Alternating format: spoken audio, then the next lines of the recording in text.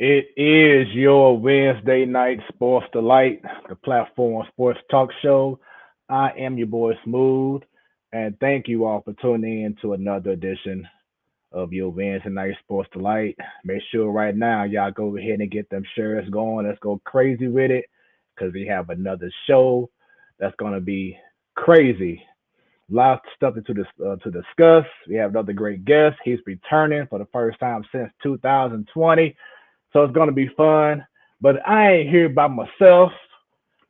The panel tonight, it's gonna be dope. It's gonna be lit. Represented from the Boondocks, she held things down last week, stepped her game up in a major way. She's a natural, y'all. Everybody say what's up to Jobo. You kill me with this Boondock stuff. It's funny. It's great. But what's up? Happy Wednesday. Hey, same to you. And once again, thank you for your contributions to Ladies Night. You do an incredible job. I just see you just getting better and better and better. You know, you even held down some little promo, like, you know, just a little recap. It was platform sports talk show. I'm like, you can do it, Joe. Let's go. I was like, come on, Fred, you gotta put all the socials on the bottom so I don't miss them. But right. Yeah, hey, no, it was cool. I heard you. I did. I had a lot of fun last week. You know, it was nice having someone that, you know, played softball on the show before, which was, you know, I got to relate a little bit, so that was fun. Yeah, and that's what I try to do, man, in regards to this being the creator, the producer of the show, just to do certain things to get everyone to, you know, definitely in regards to just the crew, you know, definitely just show love and have a good time and, you know, make everyone comfortable. So like for yourself, having Sam on last week, you know, you was able to relate to her. So I got some things up my sleeve for other people in the crew. So definitely, you know, stay tuned. Stay tuned for that. That's all I got to say. It's going to be fun. So up next, she's not the only lady, you know what I'm saying, in regards to Joe being on the show. This lady here is, of course, a natural as well. Just came back from giving birth a few months ago, and she's back with the force, you know what I'm saying? And she's the host of Ladies Night. I think she's ready to rock and roll. So give me a thumbs up. Let me know you're good to go. Okay, she good. She's ready. I don't want to put her out there like, oh, wait a minute, what you doing?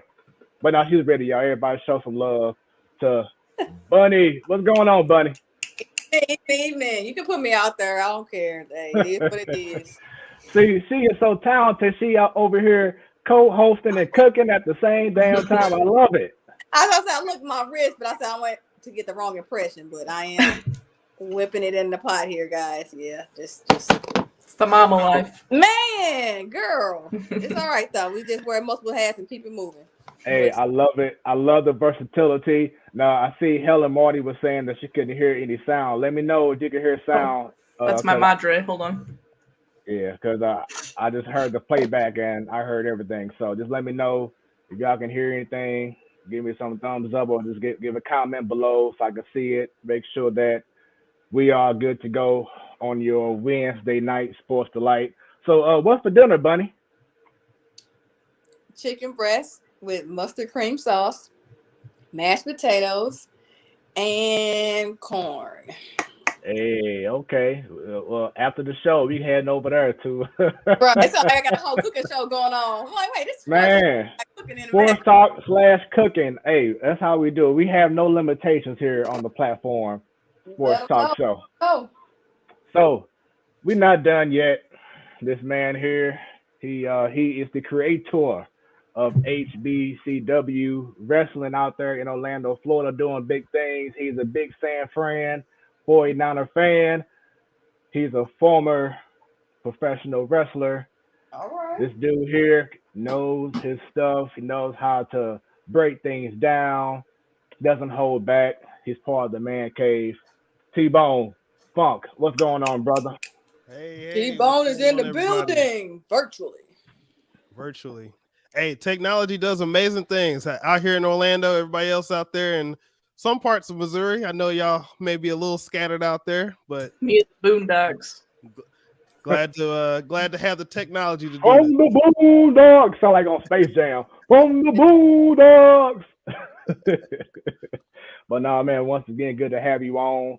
And of course, we have our faithful follower, Ms. Williams. Hi, Fred. Hi, Joe. Hi, Bunny. Hi, T-Bone. Williams. Oh, I did it again. Oh, hi, Ms. Williams. Don't plug us up until like 2 minutes. Let me go get my imaginary, you know what. I got you. I'll go ahead and hold on real quick. We got you.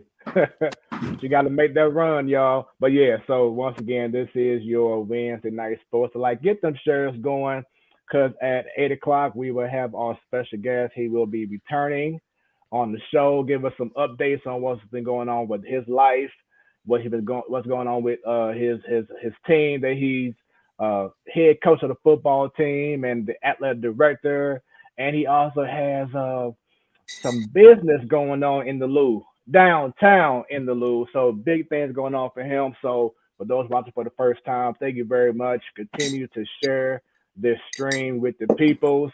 Make sure, because right now she's back. So make sure, follow us on Facebook, follow us on Twitter, follow us on Instagram, follow us on Roku TV. But on YouTube, you got to do something very special for us now. You got to subscribe to our page and click on that bell, baby. That good old bell. Because T-Bone, anytime we go live. Hey, man, I wasn't ready for this. It's okay, T-Bone. He did the same thing to me like last year. I wasn't ready. He was ready. I wasn't ready. Right at you. Like, here rewind, because T-Bone, anytime we go live. Hey! I don't know look. I'm new here. You come on now. All right, Joe. Tell him what happens anytime you go live. You gotta be like you will be notified. There we go. I'm a pro now. It's okay. And she left. I put him on the spot. See. Now, T-Bone, I know that I'm taking notes. I'm taking notes. I'm in orientation right now. You know what I mean? T-Bone waited like a year before he did that to me. Good notes. Job traveling over here. Got to make sure you know. Got to know everything. And see, and like shouts out to my pastor, Dr. Anthony Witherspoon. He always like to put people like on blast or on the spot. So like he may say, hey. Musicians, because I'm a drummer at my church. So he's like, musicians, just go ahead and play this song. We'd be like, oh, okay, let's go. So got to keep you on your toes a little bit. So that's how we do it here. But that wasn't what I was expecting. You've been on notice now. You put on notice. No more excuses. Hey, there you go, Miss Williams. Tell them what's up. Hit that bell, baby. Hit the bell. And Miss Williams, Bunny came through for you. She heard your cry. She got the bell for you. It's been a long time, but she got it. see, a lot of people don't know outside the baby, Bunny. But you've been through a whole lot. You know what I'm saying? Changing jobs and changing locations where you stand. So a whole lot is going on in your world recently. A whole lot. Yes, a whole lot. Yeah, but she's back and she's back on the platform. Sports talk show, literally. Again, get the show, go and get the likes, get many people tuned in. Again, we have our special guest and have another person join our panel later on. So we shall see. So we have a lot to discuss, everyone. Mm-hmm. Let's go ahead and get right into it. Of course, we got to start off with, you now have my attention. What sports story or stories has your attention? We'll start off with Chef Bunny. What you got going on? You got my attention because I did not see Russell Wilson leaving the Seahawks as soon as he did. I'm like, what? Russ is a Bronco, so Bronco Nation is really happy right now. There it is. Right there. So as you just said, Russell Wilson is now Bronco. And what's so crazy that, of course, this man here just signed an extension, even though the numbers he say isn't official, but Aaron Rodgers just signed an extension to stay as a Green Bay Packer for life. So he thought he was going to just rule the whole NFL storyline for today. But then about an hour later, like you said, Bunny, this man went on and got traded to the Broncos. So I'll go ahead and ask everyone, Bunny, I'm sorry, Joe, you was like, wow, like this is crazy. So just everyone, what are your thoughts on first Russell Wilson making a move from Seattle to the Mile High, and then of course Aaron Rodgers staying with the Packers? Wilson's gonna look weird in that orange. I saw the pictures on Twitter. It looks different, but I mean, I think he'll be great there. He's still a great quarterback in the league. It just hasn't worked out with the team the last couple of years. Aaron Rodgers, I mean, I figured he was probably going to stay in Green Bay. It's kind of funny though, like the Wilson stuff comes out, and then he's like trying to get the attention back on him about the numbers. He's a goofball, but we'll see what the actual contract is later on. I wasn't surprised about Russell Wilson because, I mean, the Seahawks, they had those very productive years, especially during his rookie year and a few years after that. But, lately, you got the Rams have been to a couple Super Bowls over the past, so many years. The 49ers have been to a couple Super Bowls over the past few years. The Cardinals were in the playoffs this year with a very high record. So it didn't really seem like there was too much upside for the Seahawks, especially in the near future. So, it's better for them to just kind of, start moving some pieces around, find the next quarterback that they can get at the young age that can, where they don't have to pay too much and can build everything else around them at least for a couple of years. So it made sense to me. Okay. So I believe that Aaron Rodgers, I don't say he's a crybaby. He has the right to ask for what he wants, but he has a love-hate relationship with Green Bay, but there's enough love to get that contract extension. So shout out to him and his agent. But with Russ, I didn't know the Seahawks was going that bad. Like I was hearing on one-on-one today that the Seahawks defense was so well, even though Russ was the star attraction, but the Seahawks defense helped get that Super Bowl they got a few years ago, and it was so dominant over the years. But now that's gone. Russ's protection on the line gone. It's like it was inevitable, which I was surprised because I didn't think it would have ended up in Denver at all places. And I thought maybe they'd give him one more year, but it's all good. I hope the best for him. Again, that's definitely going back to what you said, Tebow, definitely with the West Conference, NFC West, it was really dominant, and Seahawks were kind of on the downward of it because the Cardinals were good, 49ers were good, the Rams were good, so the Seahawks were kind of out there in no man's land by themselves not being competitive. So it's probably going to be a restructuring year for them this upcoming year. But I definitely see Russ going to the playoffs with the Broncos if they keep their personnel right. And for me, starting off with Russell Wilson, people may agree with this, may not, but it seemed like ever since that Super Bowl, when the audible was called to not give it to Marshawn Lynch, and he passed the ball for the interception, things just really hasn't looked right in Seattle. Ever since that Super Bowl, every year you've been hearing something about Russell Wilson being uncomfortable or not happy no more. Word sources. I think that's gonna be the word today. Sources. That's the day. Sources of the day. Right. Sources have been saying that, he hasn't been, that he gave up on the team or whatever. And look what happened today. Now he's going to the Mile High, fresh new start. I think it'll be a great situation for him. But that AFC West now, y'all, is going to be crazy. From Russell Wilson to Patrick Mahomes to Justin Herbert, and you still have Derek Carr.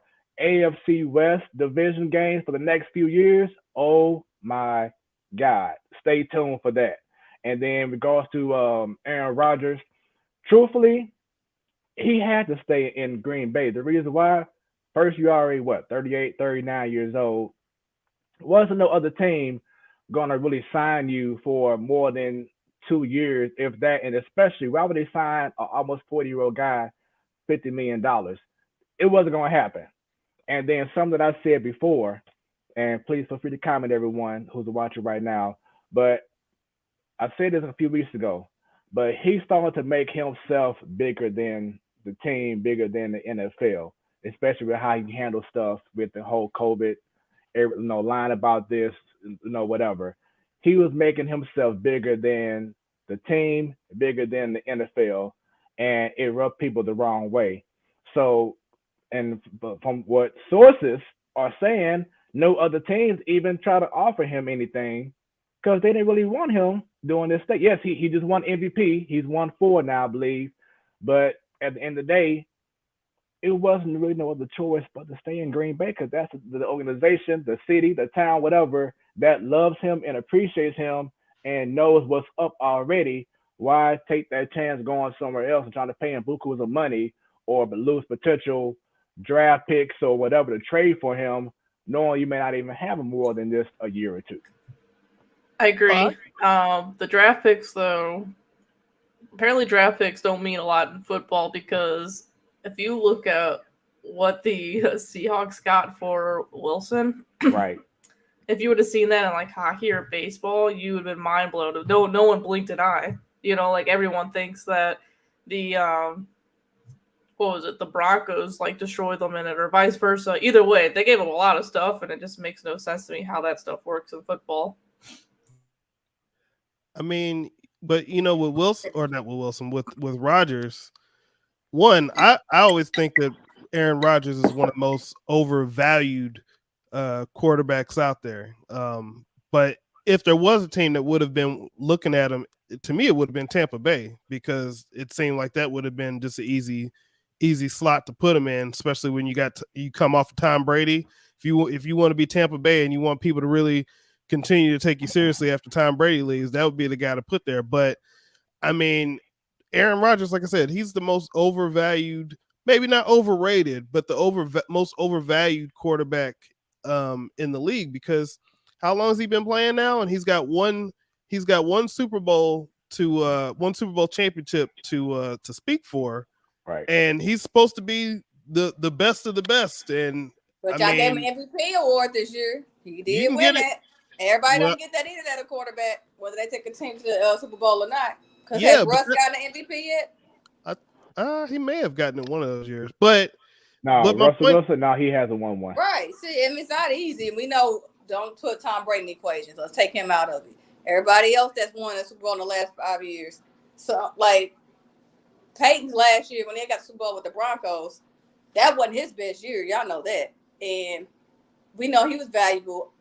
I don't say that Rodgers is overvalued. I just think because he has numbers to back it up. He didn't get an MVP because everybody else in the league was down. There was some good quarterbacking this past season as well. I mean, you may not like how he's handled his stuff with Green Bay the last year or two, but his numbers back it up. And think about it, he's been in this league a long time too, and been putting up some steady numbers. So I won't say he's overvalued. No, he backs up his talent. I give him it. Well, but that's why I said not overrated. He's rated where he should be.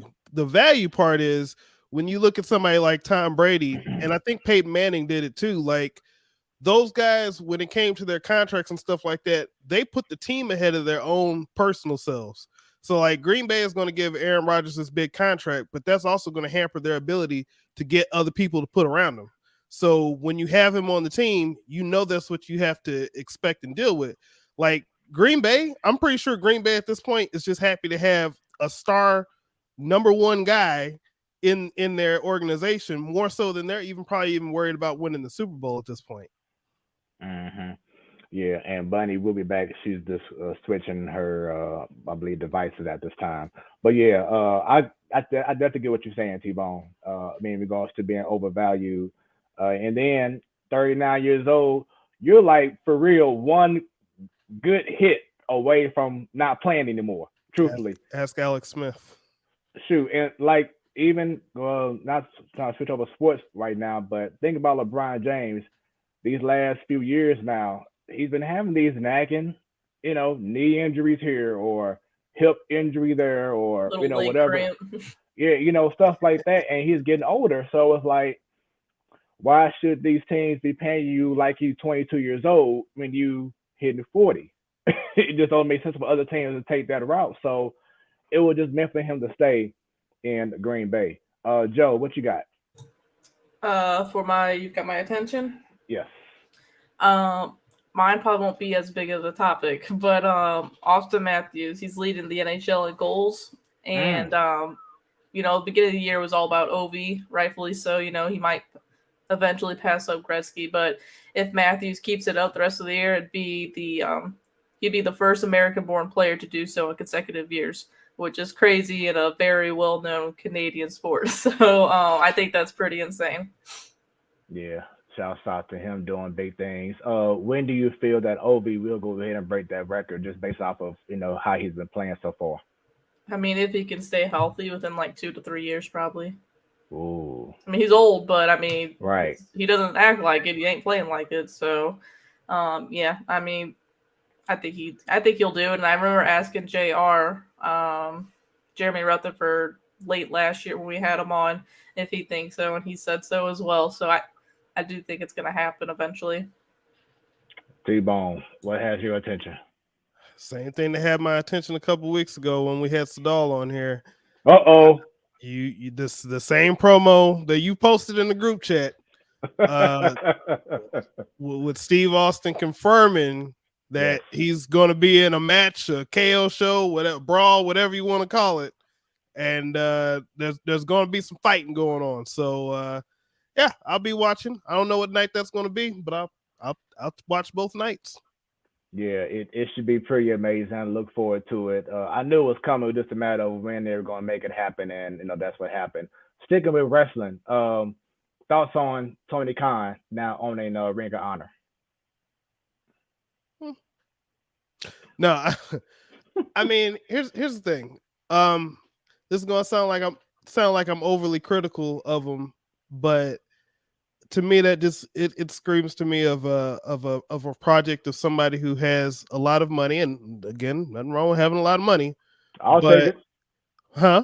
So I'll take it. Yeah, but the thing is like, okay, you're buying Ring of Honor, but what are you getting? Now, the library kind of makes sense to a certain degree, but I think that's kind of overvalued. That's going to be my word for the night. That's kind of overvalued to me too, because the library seems like it's good because there's a lot of content, over 20 years of stuff for ROH. And, if they're trying to get stuff on streaming, the only thing though, is that, with the WWE and the WWE network before it was on Peacock, one of the things that they noticed was a lot of people would look at the new events, the pay-per-views, or maybe some episodes of Raw from recent times. But, there's people like me that would go out and look at like the older stuff, but there wasn't a ton of people like me that was actively seeking out, smaller promotions from years ago. So Ring of Honor, while it has a following, it's not like it was ever viewed by millions of people to begin with. So what's the likeliness that you're going to get millions of people to want to, pick up and subscribe to watch a bunch of Ring of Honor now, when there's not even a million people that's watching the current show, their current show on a regular basis, ROH and AEW. So, I mean, but again, if there's anything that has value, it would be that. Other than that, I mean, I'm not even sure that all the TV time slots the Ring of Honor are going to be kept on because it was owned by Sinclair Broadcasting.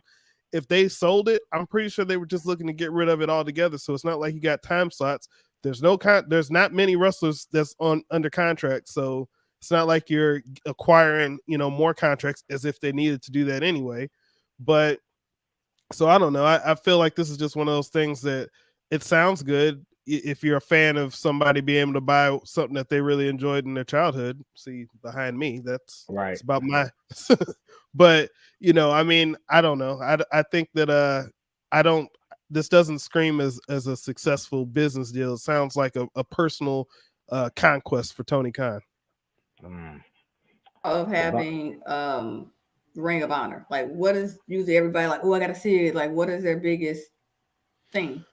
So the reason why a lot of people want to look at Ring of Honor, or the people who are interested and happy that he did it, is because it features a lot of matches from like CM Punk when he was maybe not just starting, but early on in his career, or Bryan Danielson and Samoa Joe. Those are the three top things that a lot of people talk about. But again, to the average person, people are going to say, who's Bryan Danielson, or who's Samoa Joe? Like, a lot of people know CM Punk, but I mean, it's not, like I said, when it was in its peak, it wasn't like a million people that was watching this. It was really a Northeast thing. And, you had a lot of people that traded tapes and DVDs, and they sold the DVDs in stores like Sam Goody back in the day.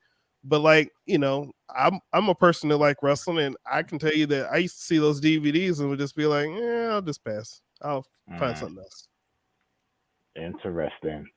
So I have a couple of them, so I'll try to go as fast as I can. One, of course, is March. So it's March Madness. Whether it's in high school, whether it's in college, basketball season, this time of the year is one of the best times throughout the whole year. Just got done watching Mizzou surprisingly win the game today. But I'm going to say this now. I hate to say it because I know, Bunny, you weren't on the show officially, but you had some comments when I had Mizzou's head coach Council Martin on. But okay. I feel like at the moment that if they lose a game in the SEC tournament, that may be his last game as a head coach of Mizzou because of how things are kind of going backwards with that program. So don't be surprised if you get some breaking news that he may be let go. We'll see. SLU, they had a good start to the season. Then they kind of hit a drag around the last maybe 6 games of the season. Mm-hmm. Now they in conference play in the A10. They can make some noise. They are hurting right now, not having their best scorer playing right now because he's out for the year. Javante Perkins, excuse me. Mm-hmm. But Yuri Collins, St. Louis is on. Mm-hmm. Jeremy Gibson, he's been doing his thing. Fred Thatch been doing his thing. So that team can make a run. The only way that SLU can make it to the big dance, they have to win the A10. Mm-hmm. They have to. So we'll see what's up with that. Illinois, they shared their co-champions in the Big Ten. So shouts out to them. Shouts out to a lot of local high school players playing different teams. Like we just saw the last home game with Coach K at Duke, and Caleb Love, CBC's home from St. Louis, playing at North Carolina. He would like to get Coach K. We go coming into Cameron Indoor. We about to they sure did. They sure did. So just shouts out to a lot of young cats. Liddell, Ohio State. Exactly. Cameron Fletcher, he's in Florida State. Mario McKinney, he's out there in New Mexico State.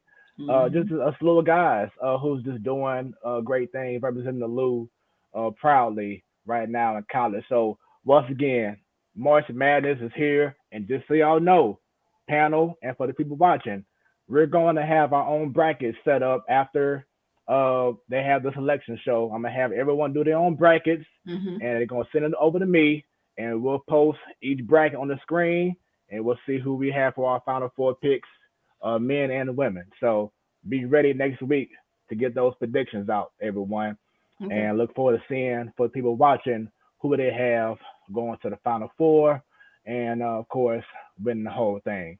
Another story. This is something that was brought up by my mom. Shout out to my mom. And also Stan. But if y'all didn't know, Deion Sanders, the great Deion Sanders, he had 2 toes amputated recently. He had a foot procedure a while back, and due to complications, there was a possibility that his whole leg may have been cut off.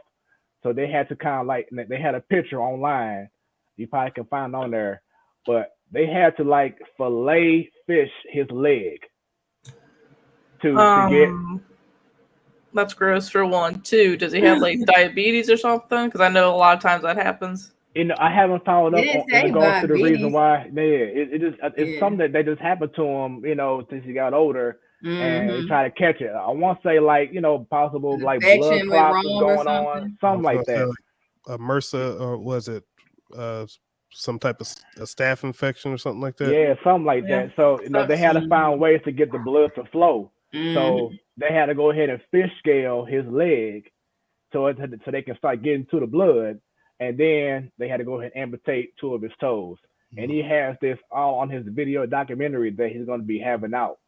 But just prayers up to him for what he's going through. But he's in great spirits. He's, this happened a while back now, a few weeks ago, or maybe a few months ago now. It was still during the season. So it happened between October and November. They were still playing. Yeah, so, but as you're saying, he's in good spirits, doing big things. So shouts out to him. Another one, of course, another week, and they were just announced today, Joe, that MLB canceled another week of games.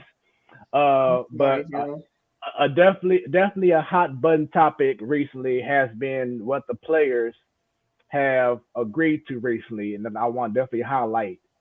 One has been having the pitch clock, a 14-second pitch clock, which I agree on, because it should make the batter stay in the batter's box no matter what. We don't need to see no Skip Schumachers doing no more Garcia Parra. Doing the helmet and doing the spit. Get back. No, stay in the batter's box. Get ready for the pitch. Also, pitchers can't be taking 10 hours, going to their head, whatever, thinking about life, and then want to pitch the ball, 2 minutes later. So 14 seconds should be a perfect amount of time to go right from pitch to pitch. It should keep the game interesting. That chess match going on, that's helpful. I'm cool with that. They're talking about having bigger bases to help with steals and stuff like that. I'm cool with that. But the biggest one I have is banning the shift. So of course you have, your youngins who don't care. Then you have your old heads that's like, back in my day, So my thing about it is, at first I was like, I hated it because when you're teaching kids the game, whatever game it is, you don't want to limit skill sets. Like, okay, I'm going to tell you focus on power hitting. So that's all you're going to do. It's pull everything and hit for power, and that's it. As a young player going up or matriculating through your time in baseball or whatever sport, you should be able to be taught how to do all things. So like I'll take, for instance, look at Freddie Freeman for the Braves. He is known as a power hitter, but he can spray the ball all over the field. Same thing with Mike Trout. Same thing with Pujols back in the day. Stay tuned for that. These guys knew how to take the ball all around the field. There wasn't no limitation. Okay, well, this guy, everyone is pulling for me to hit it, or set up for me to hit up between third and short every at bat, so the whole field gonna go to the left side of the field. But now it's kind of like you're making it easier for players to just not have to work as hard, because now you're talking about banning the shift. Okay, yeah, go ahead. I'm sorry. I want to say a couple things, because one, for the younger people and people like Bunny that want the game to move faster. Call her out, Joe. And people, Okay, help me out. Yes, I'm that person you're talking about. And people want to see more offense, right? Right. No one wants to see Joey Gallo roll over to a double play because the entire infield, is on the left side of the field. Like that's just, no one wants to see that.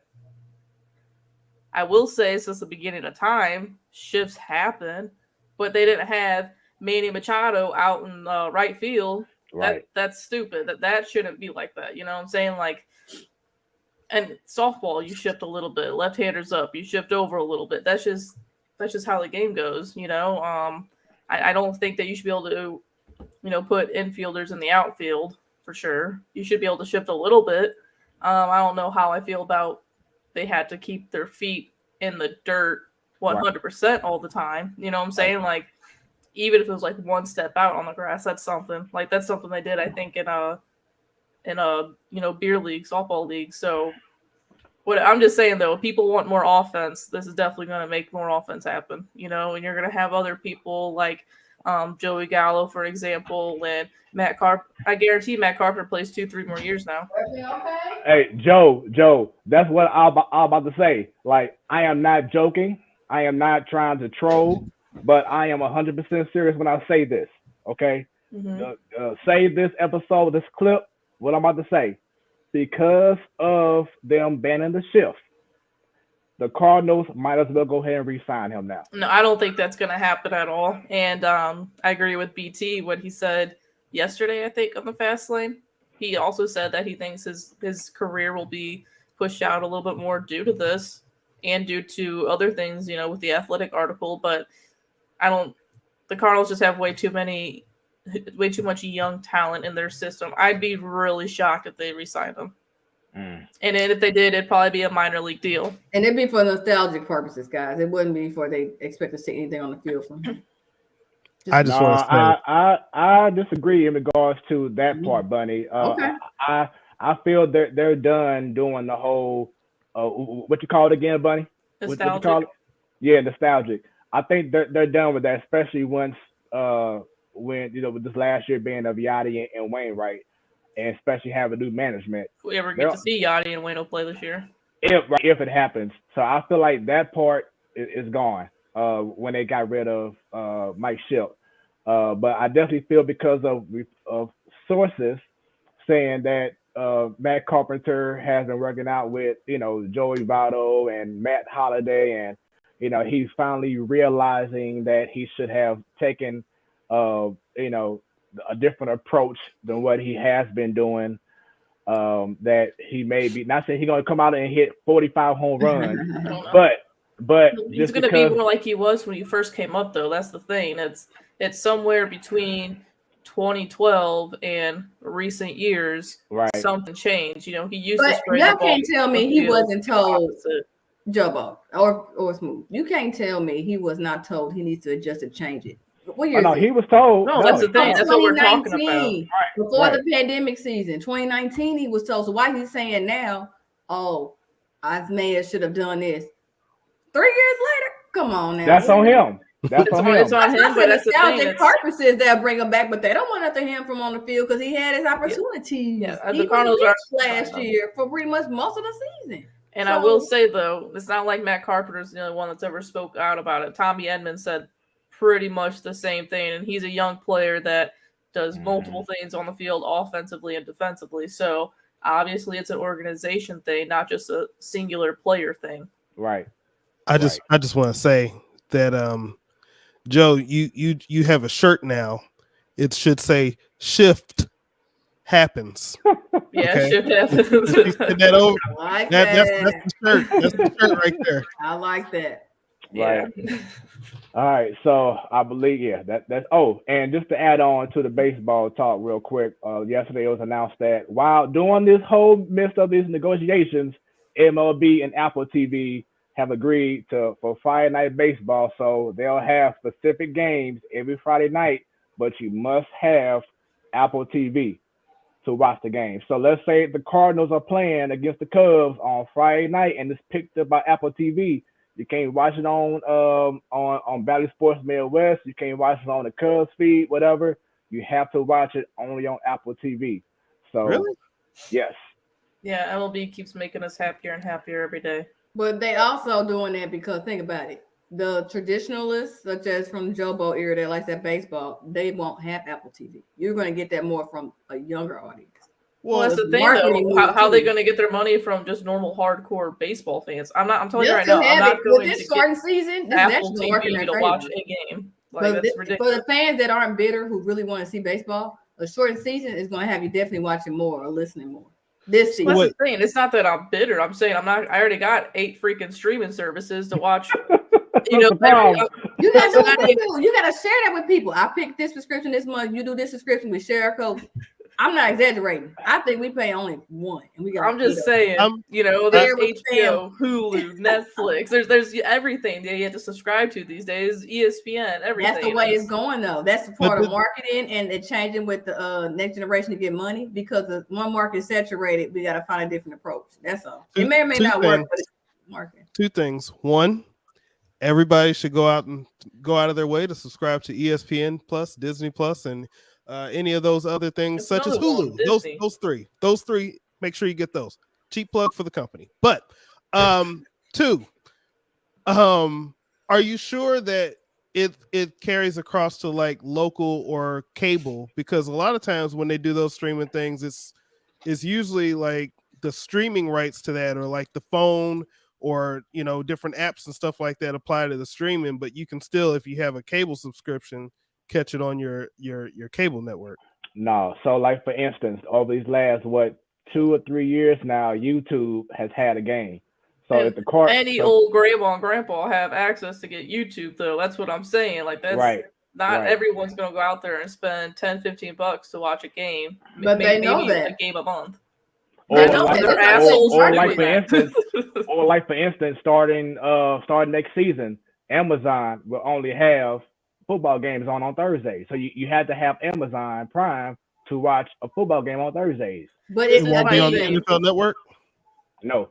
This is so they just changed the contract who they have it with. But you talking about the older people who won't have it for baseball. They know that, and they're not trying to cater to that crowd.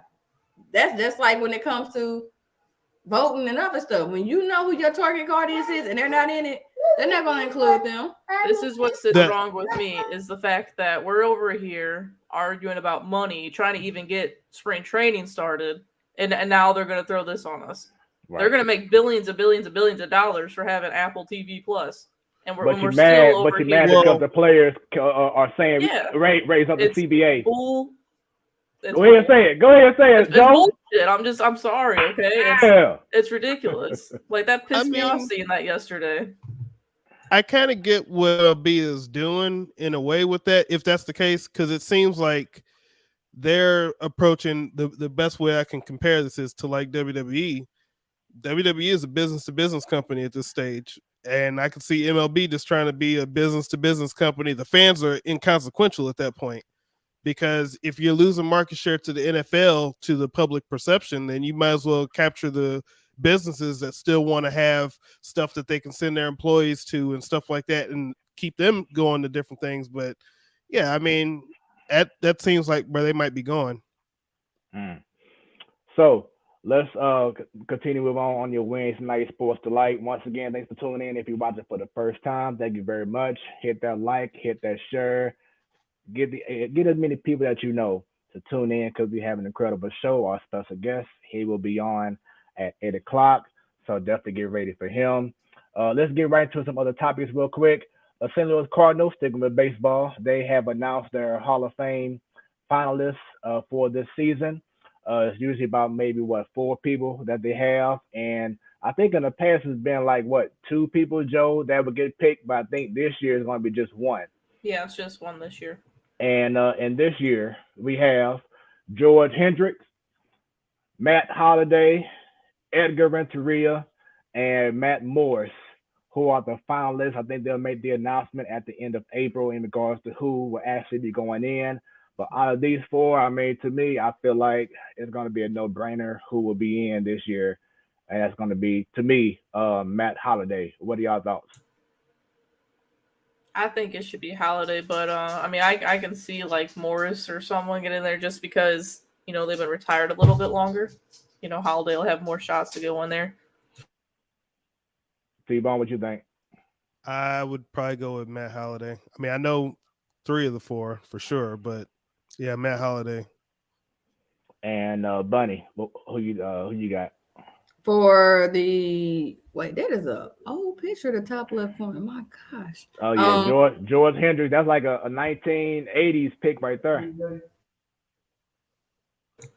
So I don't know him. I never seen him. He's in the baby blue. Right. Okay, bottom left Renteria, right? Right. Mm-hmm. Top right is Holiday, and the bottom right is Matt Morris. Give me a Renteria. Okay. And he's been on the ballot for a few years now, but of course, due to other, players that hit him, like Keith Hernandez recently and other guys who've gotten it. But Keith Hernandez had to wait a while. That wasn't his first time, did. Right? Yeah. That's why I think Holiday won't get in right away. But like Renteria, he went to the Tigers after that? After he was with the Cardinals? Wasn't he there? Boston. No, the Boston Red Sox. Yep. Okay. And then his career ain't been the same. Once he left St. Louis. He came from the Marlins. He got his ring with the Marlins, right? The 97 club. With the Cardinals, he didn't win it in 04. He was gone by then, right? By 04 when we went or lost. Yeah, he grounded out. He got the last out. He went there, but didn't win it. In 06, he wasn't on that team, though. That's when that I thought he played against, for some reason, I thought he was with the Tigers because I thought he was in that World Series against us. Nah. Ozzie Guillen, I think, or I can't remember who their shortstop was, but yeah.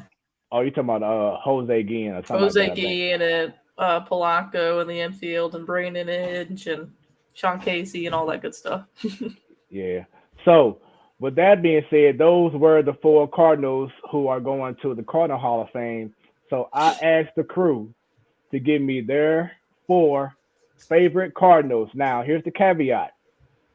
These have to be players that have played since they have been born. So, meaning, can no one choose Stan Musial because no one was alive when Stan Musial was playing? Can't choose whoever else. Has to be someone that each person here. So like for myself, I was born in 81. So you have to been on the Cardinals playing on that team since 81. Old enough to watch or just born? No.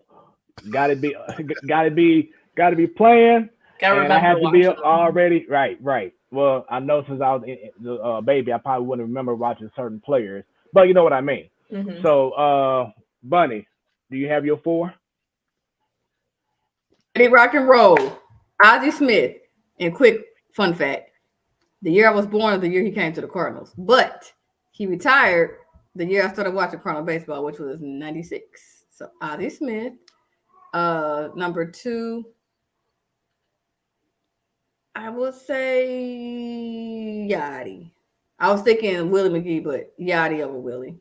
Number 3, Pujols. And numero 4, Ray Langford. Okay. Dang it. All right. So, and I know you got to step aside just for a minute, Bunny, so I'll go ahead and let you do your thing if you got to. Let's see, Joe. Okay. I know we talked pre-show, but I'll give you my 4, and then I got my honorable mentions. But you got to go Yachty or Benjamin Molina first. You have to. If you don't have them on your list, then you're not a Cardinals fan.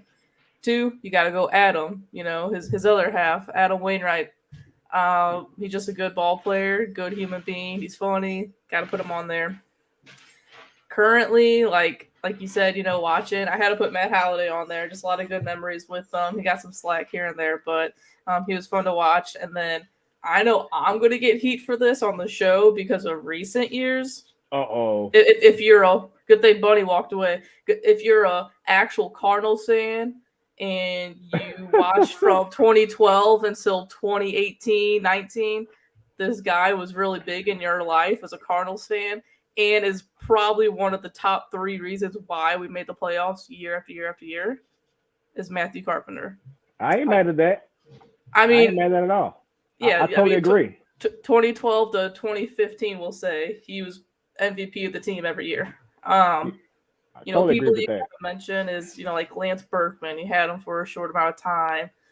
David Eckstein. I like to throw John Jay in there. He was fun.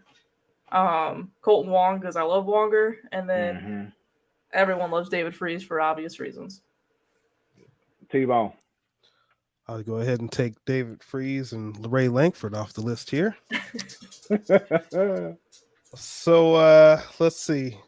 I'm going to go with the obscure ones that just, for whatever reason, they just stick out to me. They weren't necessarily the best, but I can remember back in the first years that I ever remember Cardinals, like, Ray Langford was one of those guys, Ozzie Smith. I'm going to go with Tom Pagnazzi. That's the name. You never hear that name. That's a never name drop. Now, here's the reason why. Like I said, it's not because he was the best.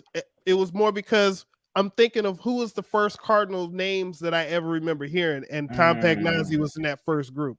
But, I heard the what's. So I'm going to switch it up, and I'm going to go with another name from that era. Uh-oh. Because he lived on, or his family lived on the block that when my mom was growing up. Bernard Gilkey. I was gonna say Bernard Gilkey. Yeah. Yeah, he grew up on our street. So let's see. Bernard Gilkey. I'm sticking with some other names. I mean, nobody said Edmonds. Nobody said Roland. Nobody said, here's a name you won't really hear, but I remember some Grand Slams. I believe a pair of Grand Slams happening around 04, 05. Reggie Sanders. That ring a bell? I love Reggie. But then there's two other names, and I think that these were fairly power hitters. By the way, nobody said Mark McGwire. But that's okay.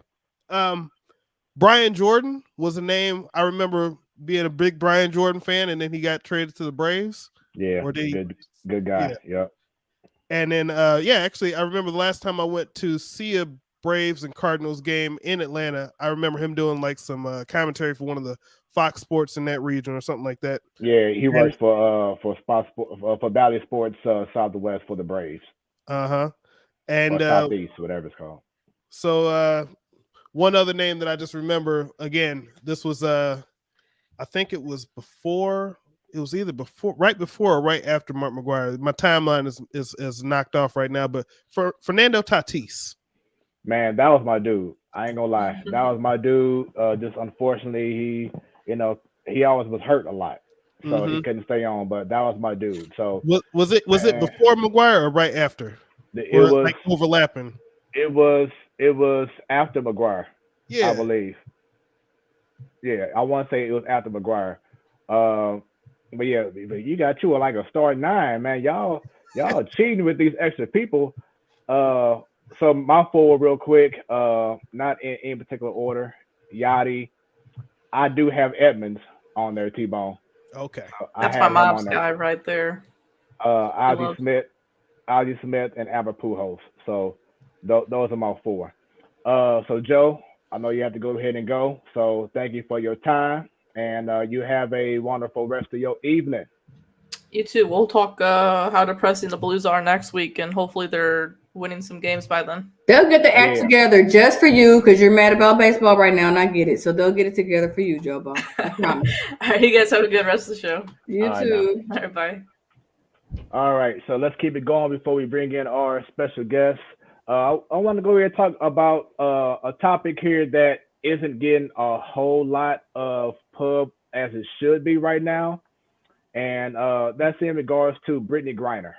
For those who don't know, she was recently detained while in Russia, which is a whole other story right there, because this was during a time in which, of course, Putin and Ukraine having their issues. And from what sources are saying is that she should, of course, have went to Russia anyway, because she wanted to play for this league. So even though the U.S. issued a do not travel advisory, she still flew to Russia to play on the UMMC Ekaterinburg Russia team for basketball, which is another subject, because the reason why she did that is because of the lack of pay that athletes are getting in the WNBA. So it's like, I got to find some other means of income because I'm not getting a whole lot from my own home home state, a home country. So that's why she went out there anyway. But once again, she got detained because she had some vape cartridges containing hashish oil in her luggage. And the reason why I wanted to bring this up right now, because as someone else said on social media, if it was LeBron James, if it was Tom Brady, if it was some other, male athlete of significance and he was detained, this would be like all on the news as the first they talk about when the show starts on. But Brittany Greiner has not been talked about as much as she should, because this is really now a scary situation. And the reason being, I saw TJ Quinn off Twitter. He's a reporter. He doesn't have a whole lot of information right now, but he had a thread, and he pretty much was saying in regards to her situation, which after reading this, I'm like, man, this is like really, really serious. Like, this is crazy. But this is the first Russian legal system is better for her if this remain a legal case, because if not, it could put her status of being free in jeopardy, because another path is being political. What if Putin or someone in his government decides to make an example out of her? Her first off being known as, gay, being 6'9", 6'10", professional athlete from America. Putin can use this as a reason of whatever he wants to do. It's pretty much out of our control as a nation in regards to what Russia does, because this is their issue, not a U.S. issue. This is something that they control. We have no say so. So she could end up being in prison for up to 10 years. She can actually be considered a prisoner of war. Like, this is pretty serious. They said that there was a case in 2019 where an Israeli woman was detained with 10 grams of weed, and eventually another, I guess, guy from Russia negotiated a deal where Putin pardoned her, but it was a diplomatic deal, not a legal resolution. So if Greiner becomes a political chit, who knows how long she might be there. So it's no telling her situation right now in Russia. She could be used as, like I said, a reason for Putin to kind of like say, hey, look what we got. You out there doing anything about it, and we can keep her as long as we want to. So this needs a lot more attention than what it has been shown now. Once again, she shouldn't have went out there. Definitely shouldn't have had any vape cartridges, but now she's pretty much stuck out there, and there's nothing that really we can do. What are y'all thoughts in regards to this Brittany Griner situation? Well, I'm thinking rewind 2 years ago when Melo was caught in China for, I don't know if it's allegedly or if he was actually caught on tape stealing those sunglasses. And your then president used his diplomatic stuff that got him released, and he came back over to the U.S. And I'm sorry, that wasn't Melo, that was LiAngelo. One of the Ball brothers, let me say. Right, that. yeah. So it's a similar situation. Not we weren't at war with China, but the U.S. and China have a love-hate relationship. If everybody doesn't know that, their communist government, U.S. don't like that. However, we do trade stuff and goods with them all the time. Russia, love-hate relationship. They're not considered a communist, but almost is. And again, the U.S. trades with them, but don't like their government set up. So Bella, the Ball brother, was on the radar for everybody that he's probably gonna get drafted money, and unfortunately, a dominated men's league of NBA status gets a lot of more attention than Brittany from the WNBA side, a woman, and it's not getting as much. I heard about it and I read about it on my news feed, but it is sad. Now you can say she should have done that. We said the same thing about the Ball brother. He shouldn't have looked like he was stealing sunglasses, or if he did, he shouldn't have done it. Again, though, at this point, it's not shouldn't have done it. It's like, how do we correct this, or how do we get them released? It is jacked up. Now, the WNBA is its own organization, but it's still under the umbrella of the NBA. NBA is very powerful. We got Russian players that play in the NBA. The NBA got a lot of money. It's definitely an international game. So this is when you got to use sports and diplomatic negotiations to get her released. Because on record, she still is. I don't care if she's gay or not, but she's still an American. Now, how much does the government really put up a fight? They could be doing stuff behind the scenes that we don't know about yet. You can't always make your moves public. You have to do stuff behind the scenes first. So, will it get more attention as this stuff goes on? Possibly. WNBA season, they start practicing in April. We're a month away. Right. So without her, and she's a star player, all-star. So it's like it's somebody that's a 12th man on the roster. She is the all-star. The WNBA is going to get involved because she's not the face of the league, but she's one of the best in the league. They need her for the publicity, all that. This actually, unfortunately, is a situation where it could help the WNBA because people are going to want to be knowing what they're doing, and they're going to be in the news cycle more and more talking about their players. So we'll see, but it is unfortunate. I hope she's all right because it is a lot in your mind. Like, I'm not going to be released. They're going to keep me here for months. Everybody, if you don't travel outside the U.S., realize your mindset got to change with how people think about Americans and how our rules are. Our rules is so lax and lenient, and all that legal stuff you get before you get, tried upon charges and jury and all that. Most countries don't have that. And so you be detained. You are being detained. You can go without food and water, and there's nothing somebody can do about it unless the American person comes over on your behalf and talks and negotiates. You just showed a picture of her. She looked like, man, we don't know her mental state, but this is still a lot to deal with. And I just hope this gets resolved sooner than later. Yeah. Look at that. We don't know what's going on until she can actually get communication with somebody. They cut that off from her. Again, it's going to be months from now, but I think the WNBA is definitely going to approach this faster when it's their season's about to start and their star players not playing because she's being held captive. Or not captive. Being held or detained. This is not a good look on the league side nor the USA side. T-Bone. I think it's more of an unfortunate timing than anything. I mean, because as of now, I mean, we're not in direct war or anything like that with Russia. So it's not like they're specifically targeting us, but this could be the type of thing that could be used as a poker chip to get the U.S. to back off on some things or something like that, or get some type of assurances. I mean, everybody knows right now what's happening with gas and why the gas prices are going higher is because we decided as a country that we're not going to buy any more petroleum from Russia. So that's actually not the reason, but go ahead. Well, no, I mean, there was already a spike. There's more of a spike coming now after the announcement just came out a couple days ago. So it was coming anyway without that announcement. I'm sorry, because I don't want to misinformation. I'm gonna pull a Ms. Williams. So one of my daily duties of work, I deal with fuel, contract suppliers, and all of that. And I get notifications, and I'm working with suppliers first line.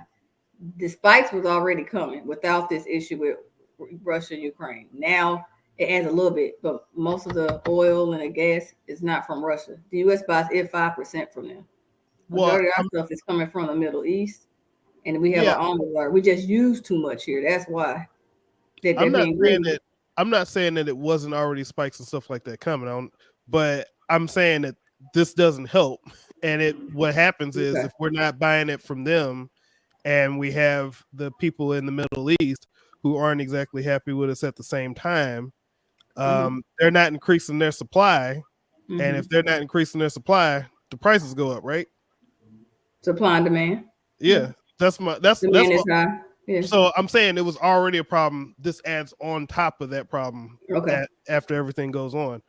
But so, yeah, I mean, with her, the point is that with the U.S. deciding not to buy any of the gas from Russia, then that hurts Russia's economy to a certain extent because that's one less person that they have to sell their product to. So, and we would be a major buyer from them. But, with her, that might be something that they might try to use as a chip, as a bargaining chip in a way. And that's not good for her. And the other thing is this could be the type of thing that causes an international incident, because if something happens to her with everything that's going on, then, that could be the type of thing that brings us going towards Russia, which again, it's not good for anybody.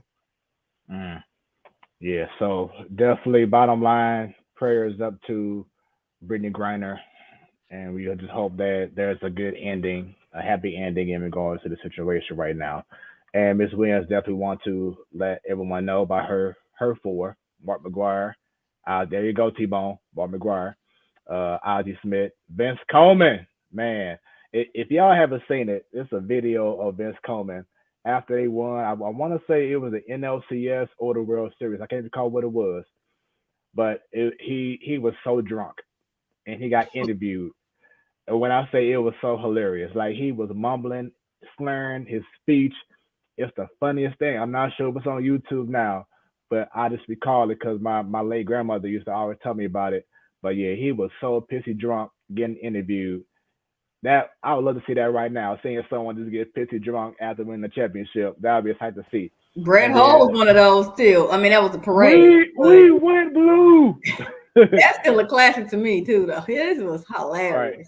And then, of course, fan favorite Willie McGee. I almost wanted to put him on there because dude was special. As soon as you say his name, or he shows up on a Titantron or whatever, you're gonna see stand ovation because that's just how much love that he has from Cardinal Nation. So definitely shouts out to him. I know, Bunny, that you have to go ahead and make moves. So thanks for your time as well, and you have a great evening. You do the same. Good night, gentlemen. Hey, Coach Will. See you later. All right, bye-bye. All right, once again, this is your Wednesday Night Sports Delight. I am your boy Smooth, and I have to my left and your right, T-Bone Funk. There it is. And right now, it is that time. This man, he was on the show back in 2020, and Lord, how much has life changed since then. But he is the athletic director at the best high school ever. Sorry, T-Bone. Vashon High School. He's also the head coach of the football team at the V. I think he also is an assistant coach for the basketball team. They're doing big things right now. We talk about all that and more. Played at University of Mizzou. Also played professionally for the Kansas City Chiefs. This man here, he's doing really big things. He's an entrepreneur, has his own business. Matter of fact, he's set up at his business right now, but he's doing so much for St. Louis, for Vashon, and just making St. Louis proud. And it's good to have him back on the show. Without any further ado, everybody bring them comments in, hit that share button as we bring on the one and only Will Franklin. Will, what's going on with you, brother? What's going on? How y'all doing tonight? Oh, man, we are doing well. Let's see, we get you on the big screen. There we go. Good to have you back on the show, brother. Yeah, I'm glad to be back, man. It's an honor. Yeah, man, doing good, man. I see you got the Heat and the Suns game on. I got it over here on my right. But yeah. As I was saying before, man, in regards to the intro, thanks once again for being part of the show. You're doing so much for the V and just for St. Louis in general. And now you have your business, Whiskey on Washington. How has that been going, man? It's been going well, man. The community has definitely got behind us since we've been open. It's an honor just to, be downtown, to have a whiskey bar in itself. So it's been going well, man. The community has jumped behind us from August 25th when we opened our doors to now. We 7 months in, and it just continued to grow. That's what's up, man. And do me a favor, if you can turn your phone sideways so we can go ahead and get that full screen. Okay.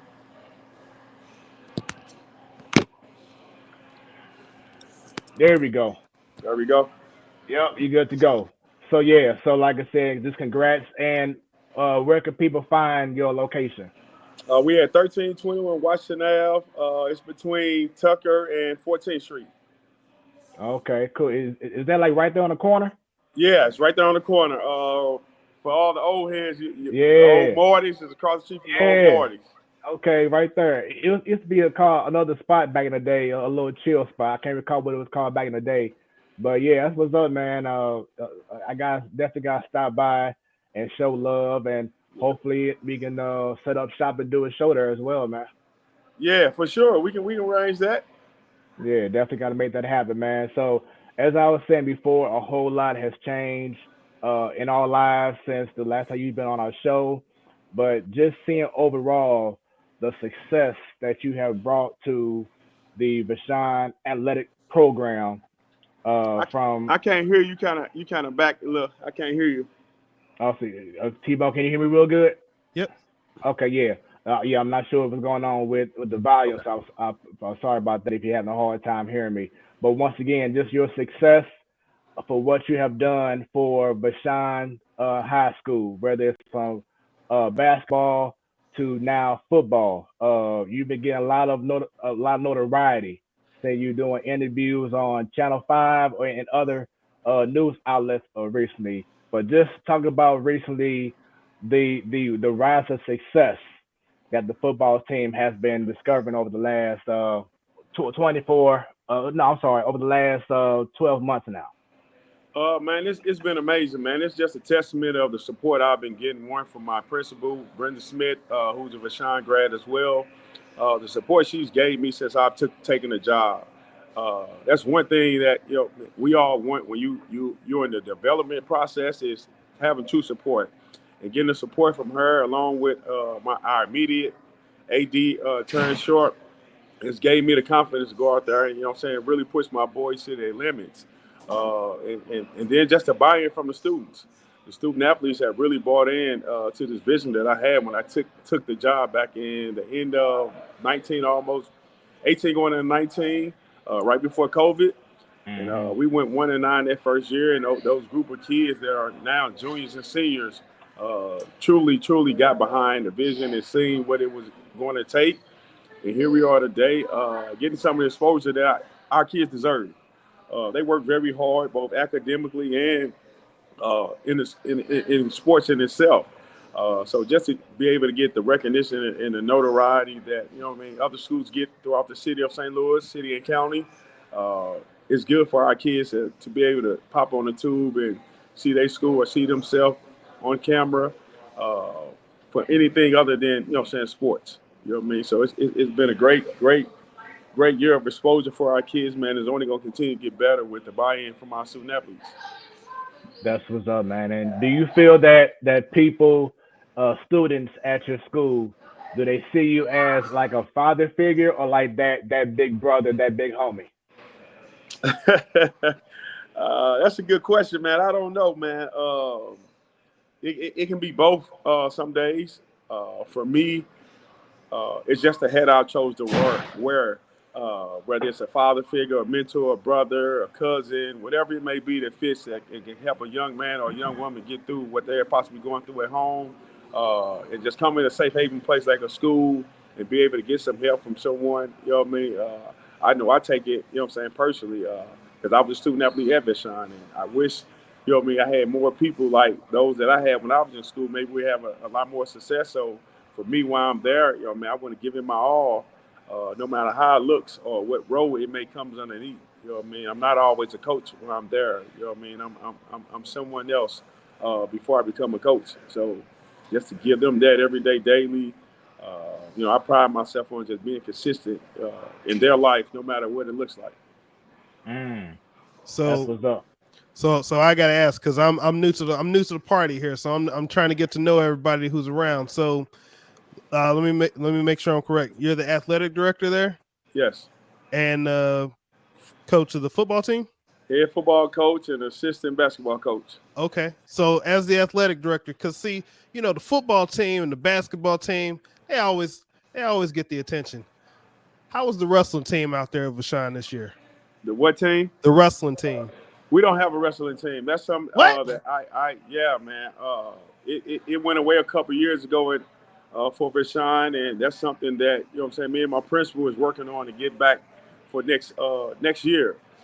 We actually got matching things in. We ordering uniforms so that, come next fall, next winter, that we can have that, man. It's important to be able to grab another group of kids that don't want to play basketball, don't play football, but may take an interest in wrestling. I know that was big when we were growing up, watching Monday Night Raw, things of that sort every week, Well, I remember TNT and all those things that come on, So to get that back is important to me as an athletic director, because you want to bring more student athletes into the building, not just in your two major sports, your three major sports, which is girl basketball, Well, you it's got to important.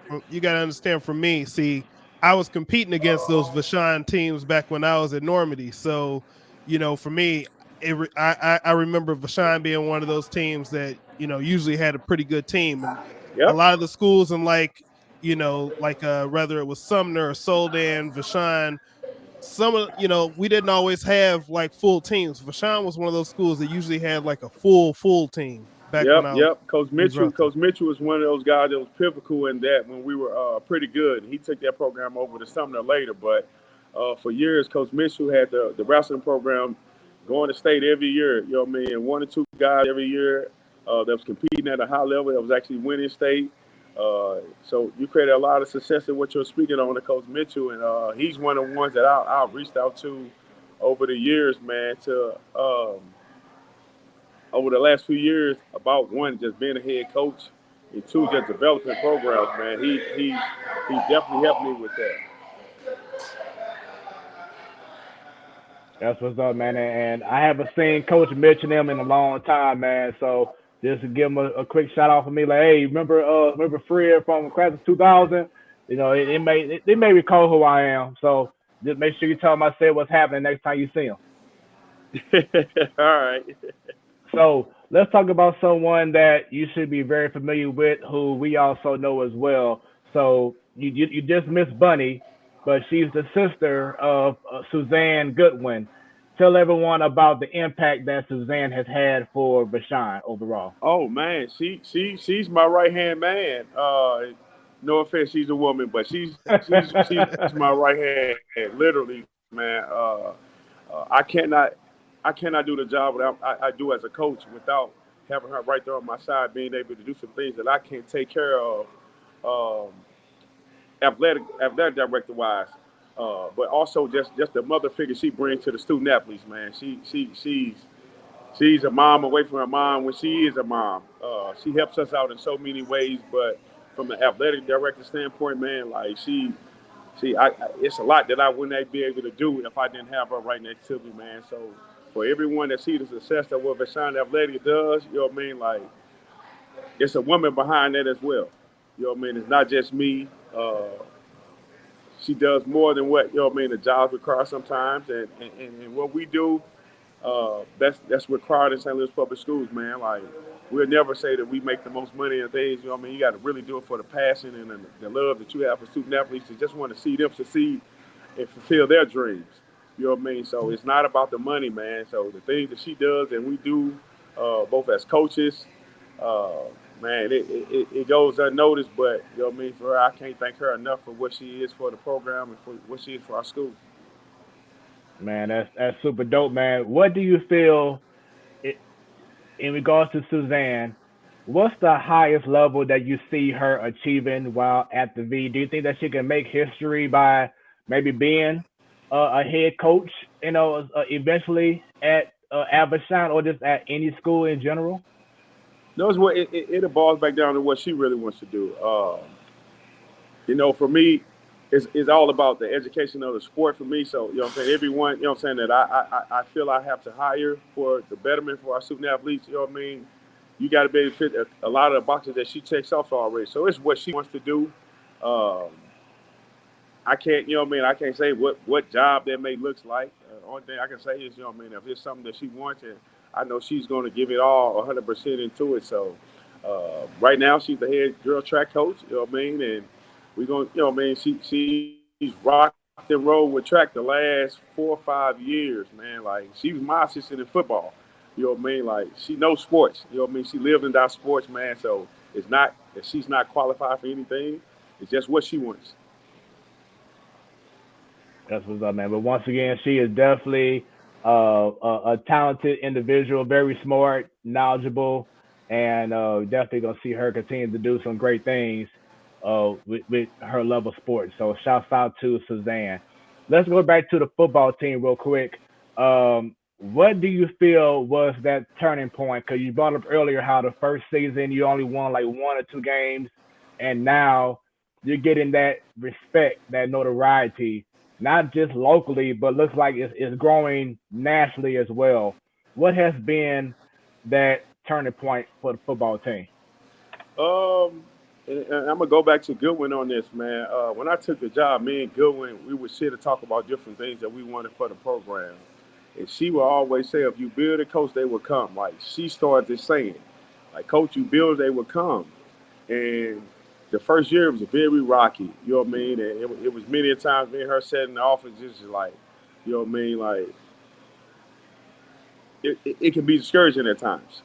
And we both leaned on each other at the time, and we knew that we had to continue to invest in the kids. And we were 1-8 going into our first district game, and we were about to play Trinity.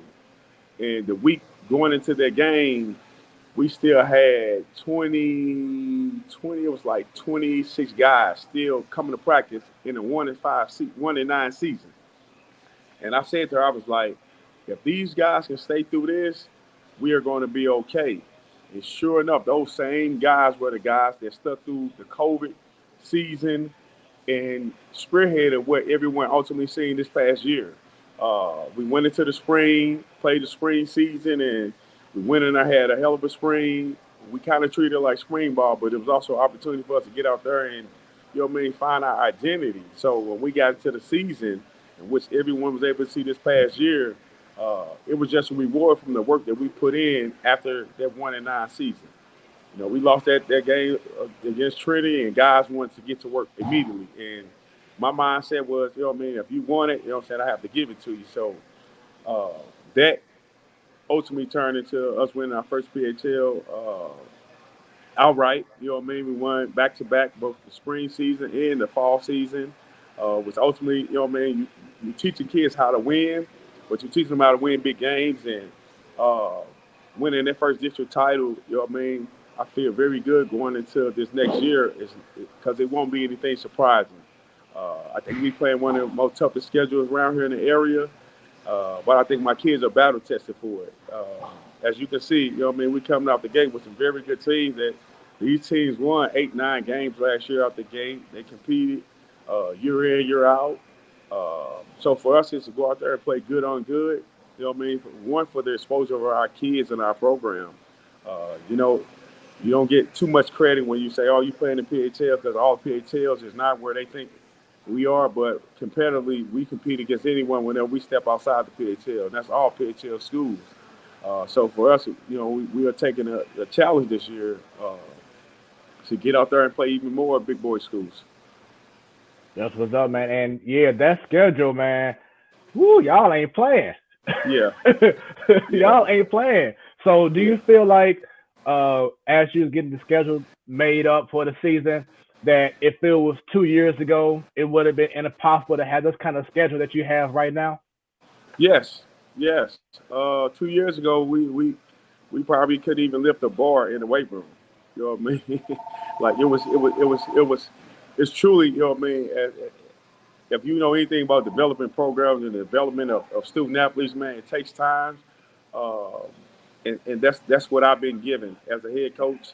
I've been given the time, but also been given, you know what I'm saying, the resources that I need to help build these young men the way I need to build them for their success. At the end of the day, it's all about the student and they buy in. And they're just, they bought in right now, you know what I mean? Like, it's lovely to see them guys out here, you know what I'm saying? We are wrapping up winter conditioning, about to get into what we do in the spring, and really get out there and start competing again. So, man, it's all about the kids, man. I tell them, you know what I mean? Like, I'm still learning how to be a head coach. This is my third year as a head coach. And every day that I'm learning to be a head coach, you got to continue to learn to be a better player. You know what I mean? That just starts with character. You know what I mean? Character is number one. You know what I mean? The discipline that comes with it. And let's talk about Deion Hill Jr. This man must be pretty special. Yeah, man, he's a special kid, man. I've coached over my years of coaching from JFL football to, you know what I mean, seeing guys at the college rank. I've seen some talented guys, and he fits in that category, man. He's young, ambitious, he's hungry, but one of the most humblest kids I've been around in quite some time, man. He works hard daily, man. He's actually a starting guard for us in basketball right now. So that's just really okay. You know, yeah, that speaks volume in itself. With Vashon basketball being what Vashon basketball has been throughout history. So to come in as a freshman and play and start and do the things she did football wise, it's like, okay, you know what I mean, the football program is building, but to step into the gym and to be able to do what he's doing, it speaks even volumes to just who he is as a kid, you know what I mean, his work ethic. That's what's up, man. And any other players that we should be on watch for this upcoming season? Oh man, yeah, man. My quarterback, we call him Mac. Man, he'll be a senior this year, man. He last year was a breakout year for him in his high school career, and he's been taking a lot of strides this off season on getting himself better and really getting into, you know what I'm saying, learning football. You know what I mean? It's easy to go out there and play football, but when you're learning, it makes you, you know what I'm saying, it teach you how to master the game. I got two returning wide receivers, and Zach Smith and Javante. These two guys are lethal, man. They were two key catalysts this past football season from a receiver standpoint. And then up front, you know what I mean, the O line, man. I got big Jonah Logan, man, 6'10" left tackle. Looking Oh, forward to what wait. How tall? he's 6'10". Jesus. Yeah, so looking forward to him having a breakout year. This would be his first full year, you know what I mean, of it, getting every start. You know what I mean? Last year he played spot minutes here and there because we had a very good senior group of linemen, especially at his position with Corey Pete. He was a hell of a guy for us up front. So for him, Jonah got to step in and fill some big shoes, which, you know, he's a big man, but he got to step in and fill some big shoes with Corey leaving, man. Corey's a big leader up front. And then defensively, our senior captain, man, a guy who, from the time he came in as a freshman, he said, Coach, we're going to win a state title before I get out of high school, to Darian Owens. Man, the kid's been a leader since day one, man. And I can't ask him enough uh, uh, of what type of model he's been for everyone else around on the football program. Uh, this is his year to have a truly breakout year. He did well this spring. Uh, Came out, had a solid junior year this year. You know what I mean? I'm expecting even more out of him because he did make that promise. So I make sure I remind him of it. I said, man, you said we're going to get one by the time you get out of here. So, man, I can't thank this group of upcoming seniors enough. But, you know what I'm saying, the young core is great. I got Jermon Stokes. He's a receiver. He's about 6'4". Expecting some big things out of him next year. He's been working very hard this offseason. Yeah, I got a senior outside linebacker and Marvin Stidman. Fast guy, man, quick. He can play outside backer for us or come down and be a rush in for us. So we got a lot of guys returning that you can keep your eye on and see that, you know what I mean, it's a lot of talent down at Vashon in football, and we're going to go out there and compete. And that's the only thing that, you know what I'm saying, I ask from the guys is let's go out here and compete. That's what's up, man. That's definitely what the V is all about. Is competing, no matter what sport it is. And speaking of recent success, so not only has the football team been doing their thing, but the girls basketball team, led by John Albert, has been making some noise too. Now I know that this season may not have been as great as the previous season because I know y'all went to state. But let's talk Yep. about the girls basketball team and how great they have become around the St. Louis region, just around the state. Yes, man. This the girls basketball team has continued to grow, man. John has done an excellent job over these last 3 years on just getting the right kids into the building and just building from within. Uh, this year, you know what I mean, to get back to state with the group that we had, man, get back to district with the group that we had, man, speaks volumes to just him and his coaching. How he can get the kids to go out there and play for him. So, you know, continue to build that, man. That it all plays a huge part in the success of Vashon.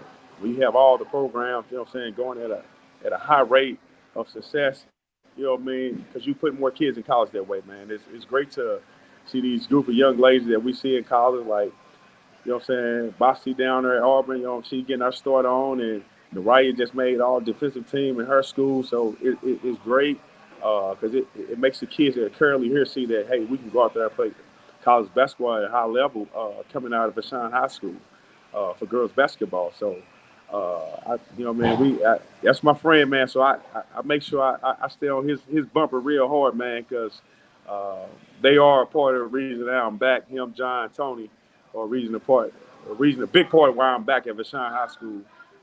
So, you know what I'm saying, we got to hold each other accountable at all times, no matter how that looks. But John is doing an excellent job. And of course, we can't talk about one basketball team without talking about the other basketball team as the road to another state title for the boys team. Once again, Tony Irons doing his thing. What is it about this basketball team that just keeps going and going each year? Man, it's a young group, man, and to be sitting where we're sitting right now with such a young group, a lot of these guys didn't get a lot of time playing last year because we were, you know what I'm saying, we were pretty good last year. We had a lot of guys, some top-tier guys with Nick Kern and Keyshawn Gilbert and Rico Bailey and Travion Little. We had some guys last year, so, you know what I mean, a lot of minutes when giving out to this younger group that we have this year. So to be where we are sitting with not so much experience, man, it's a great feeling, man. This group is going to be something special as we continue to, beat the odds right now and continue to move forward. Big game this coming Saturday. It's the only game we have on the schedule. Right now, you know what I'm saying, we're just trying to lock in and playing a very good Mexico team. So looking forward to Saturday. Yeah, for me, definitely best of luck. And let's go ahead and get that state championship again. What, 5 out of 6 years or 4 out of 5 years, right? We got a game Saturday. I can't. That's the only game that I can speak. I understand, Coach. I understand. Going back to football, T-Bone, wasn't Lawrence Maroney? I'm sorry. Were you at Normandy during the time Lawrence Maroney was at the school? Yeah, he was on. So I played against Lawrence when I was at Beaumont. So when I was at Beaumont, I played against Lawrence. But yes, Lawrence was a year older than me. You know what I mean? So I didn't get the chance to play him when I was at Vashon, but we did end up playing Normandy.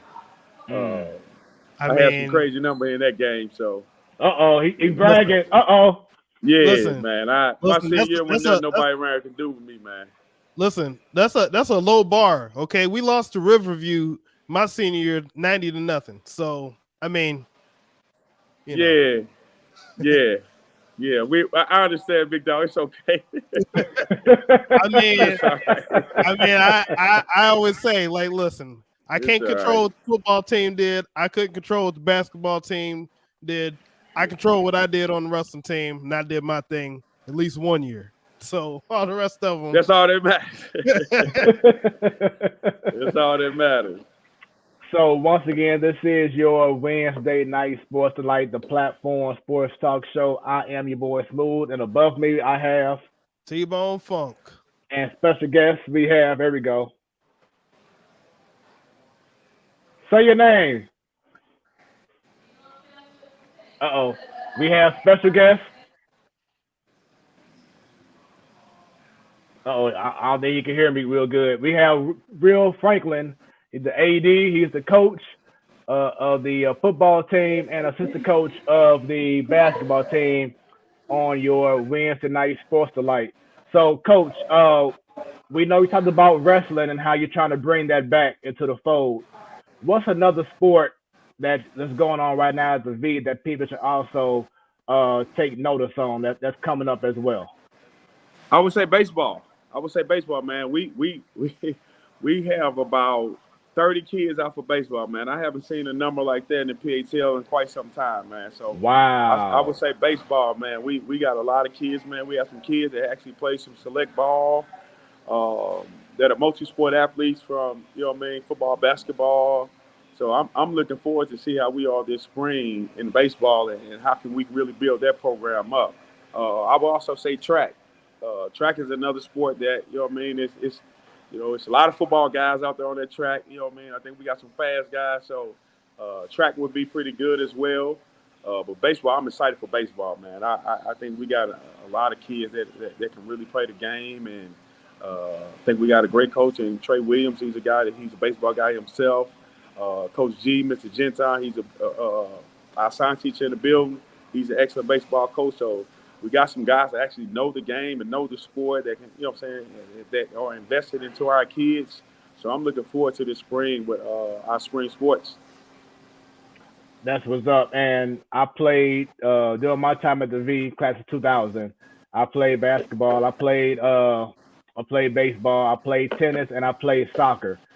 So when I played baseball, a lot of our PHL games were played at Fairground Park. Where are they being played Yep. at now?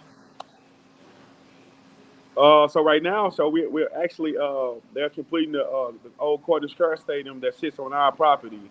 They're revamping that for us, and we're going to be playing home games there. Also over at Matthew Dickey's, but most of our games are going to be played that are at home across the street from our school. Okay, cool. That's what's up. I got to check out that field when everything gets up and running. So outside of Vashon High School, we recently had a few weeks ago Carl Reed on our show, and we had a great conversation about NIL and about HBCUs in regards to the NCAA. So, what are your thoughts now in regards to the name, image, and likeness, and how much it's a game changer for these kids coming out of high school? And like, let's say, for instance, if you were in college again, how much do you think you feel like you deserve to get if you play in the NIL? I mean, if you had NIL at that time. Um, man, honestly, um, it'll be something. I'm trying to swap this phone up, man. Like my phone about to die over here. Can you hear me? You got me now? Yep, you all good. Okay. Man, that is interesting, man. I got asked that this weekend. Um, I think it's a positive, you know what I mean? Because it can help a lot of young men in their situations right now. Uh, and I love that, you know what I mean? Because a lot of us, we make a lot of harsh, bad decisions because of lack of things that we don't have when we first enter college, which is, you know what I'm saying, where, you know, me, you got guys making small mistakes like stealing books. You know what I mean? Guys will steal books in college, you know what I'm saying, to get some extra money. So these things help these young men quicker. Uh, my thing with it is the financial literacy part about it. Like, how are we going to teach these young men how to handle this kind of money early on when you're 18 years old? You know what I mean? How do you keep a family from not making a kid bounce year to year through the transfer portal because, you know what I mean, the school may not give them more money than what they think they deserve yearly. You know what I mean? So it's a bunch of things that I think that need to get, you know what I mean, you know what I'm saying, earned out, you know what I mean? But it's a great thing. You know what I mean? It can change some lives. But again, the financial literacy part behind it, but also, you know what I'm saying, just educating the families on how that works. You know what I mean? A lot of young men come from families where they're dependent on some scholarship checks that kids would get. You know what I mean? Now you're talking about an NIL, you know what I mean? So you got some families that can get money hungry. You know what I mean? And that kid is now stressing himself out in college trying to make sure that he can provide for a family. And at the end of the day, he's 18, 19, 20 years old, 21 years old. You know what I mean? He's still a kid that needs advice, that needs someone to help him along the way uh, through all this stuff that's going on. At the end of the day, he's still a kid. And I can attest to that, even being at 23 when I got drafted. You know what I mean?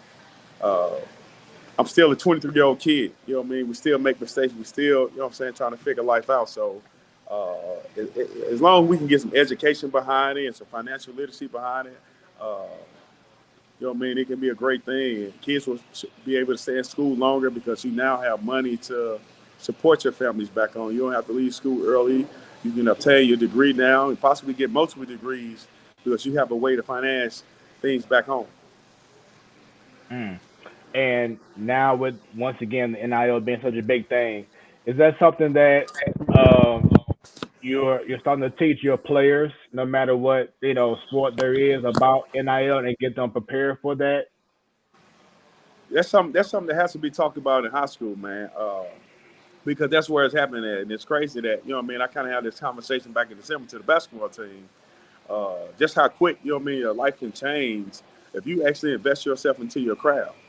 You know what I mean? With this NIL, like all high school athletes, you can literally change your life if you really invest into your craft the way it needs to be to give yourself a chance to get one of them NIL deals. You know what I mean? And you have to talk about those things because that's the way of the world right now. And if you're not talking about it, you're not educating your kids and preparing them for what's to come. And that's the business side of it. You know what I mean? College is business. No matter how we look at it, it's a business. And, you know what I mean? The NILs is another part of that business that you got to understand. And understand, you know what I'm saying? Without production, you don't get an NIL deal. So you got to start production even in high school so that you can be able to position yourself to get one of those deals. So with no production, you'll just be, you know what I'm saying? Like, ain't nothing wrong with just going to college, but I think with opportunity is out here, I think everyone should be having these discussions with their student athletes in high school to prepare them what's to come with the college game. And how much do you wish NIL was around when you played? Oh, man. Man. Seriously, man. Like, I just know how you know what I'm saying? Like, yes, I was still there for 4 years, but I tried to straddle that line my junior year to leave early. And it was because finances. I was about to have my first child that spring going into my senior year. So it was a lot on my plate of thinking, you know what I mean, should I leave to go chase this money or should I stay to finish my degree? You know what I mean, things to that sort. And I ultimately stayed, but I still was able to get drafted. But, you know what I mean, you can take away some of those decisions. Unless you're a legit first-round draft pick, guys, right, where, you know what I mean, if you're a college coach and you got a first-round draft pick as a junior or a redshirt freshman, redshirt sophomore, you know what I mean, they're pushing them out the door. You know what I mean? You're not going to get that chance again to be a first-round, you know what I'm saying, projected first-round draft pick, second-round draft pick. But guys that was like me, the third, fourth-round guys, you know what I mean, you can really, you know what I'm saying, like take advantage of those NILs to be able to stay in college and finish your degree and, you know what I mean, and see if they get an opportunity to play in the NFL or whatever you may be. That's what's up. You have any questions in regards to the NIL or the transfer portal, T-Bone? I was going to say, I mean, do you think that pretty much the people who are getting those deals are the people who are more likely to already go ahead and get, you know, drafted in the first place? I mean, you know, like who was it that we were talking to a few weeks ago about this, where he basically said that the biggest winners in this were the female athletes because they were the ones who were more likely to be able to be like influencers for products and stuff like that? Carl Reed. Yeah. Yeah, and that can be true. You know what I mean? Especially from the, you know what I mean, the beauty standpoint. You know what I mean? The athlete standpoint. Like, that can be super true. And it's great for the female athlete because a lot of these sports are not, 90% of their sports don't pay. You know what I mean? So if you can find endorsement deals in college, you know what I mean, they can later branch you into something greater, you know what I mean, when you're done with college and possibly if you get an opportunity, say, to play some type of pro ball, you know what I mean, you can still have those, you know what I'm saying, side NIL deals that can lead into bigger deals. So the women do benefit even more, you know, than some of the guys, you know what I mean, because there's so many athletes male-wise in certain sports, you know what I mean, you got to be the top of the cream to get that. Yeah, I mean, from my perspective, like from videos that I posted of wrestling shows that I've done, like the ones that get like the most views are always the women's matches, and it's just, you know, I guess it just comes with the territory of when you're talking about you know, publicity and stuff like that. That's always going to get the biggest attraction. Yeah. And the transfer portal, man, it's very tough on high school kids, man, and I talk about that every day to a student athlete because college coaches don't have to come into high schools anymore. You know what I mean? Like, until that changes in that portal, like, man, you got to, you know what I mean? Like, you have to do everything right, man, especially from the academic standpoint. You know what I mean? Because if you get an opportunity, get a look from a college, like, you have to do it well from the academic standpoint. Then the character standpoint. The character has to follow. You know what I mean? If we're going to take a chance on a high school kid, you know what I mean, it has to be a great character kid. You know what I mean? Or if we can just go in the portal and we already know the issues that go on with kids in the portal from whatever school they may transfer. You know what I mean? Coaches share information all day, every day. You know what I mean? At all levels, from the professional level to the college level to the high school level. So you share information throughout because it's a network of friends. You know what I mean? Some way, somehow, we're all connected. And you know, if I can find out, if I'm a college and I know it's a kid in the portal that came from a school where a buddy of mine was at, you know what I mean, I'm gonna call and get some info real quickly about him. You know what I mean, and I can live with making a decision if I'm gonna take him or go take a freshman out of high school that might have to redshirt. You know what I mean? So young men and young ladies out there, man, understand, you know what I mean? Like, as of right now, you have to really, really invest yourself in your craft in high school, man, to get an opportunity to play college ball because the transfer portal is taking that opportunity away from you right away. How big of a deal now is it amongst your team or just amongst St. Louis high school athletes is the rise of HBCUs ever since Deion Sanders has came along and changed the game? Is there more talk? Is there more chatter about kids going to more HBCUs now? Man, it was huge because it give us more opportunities to go to college. HBCUs were looked down upon. You know what I mean? For years, it's always looked down upon as if, you know what I mean, it's the worst thing that you can do is go to HBCU.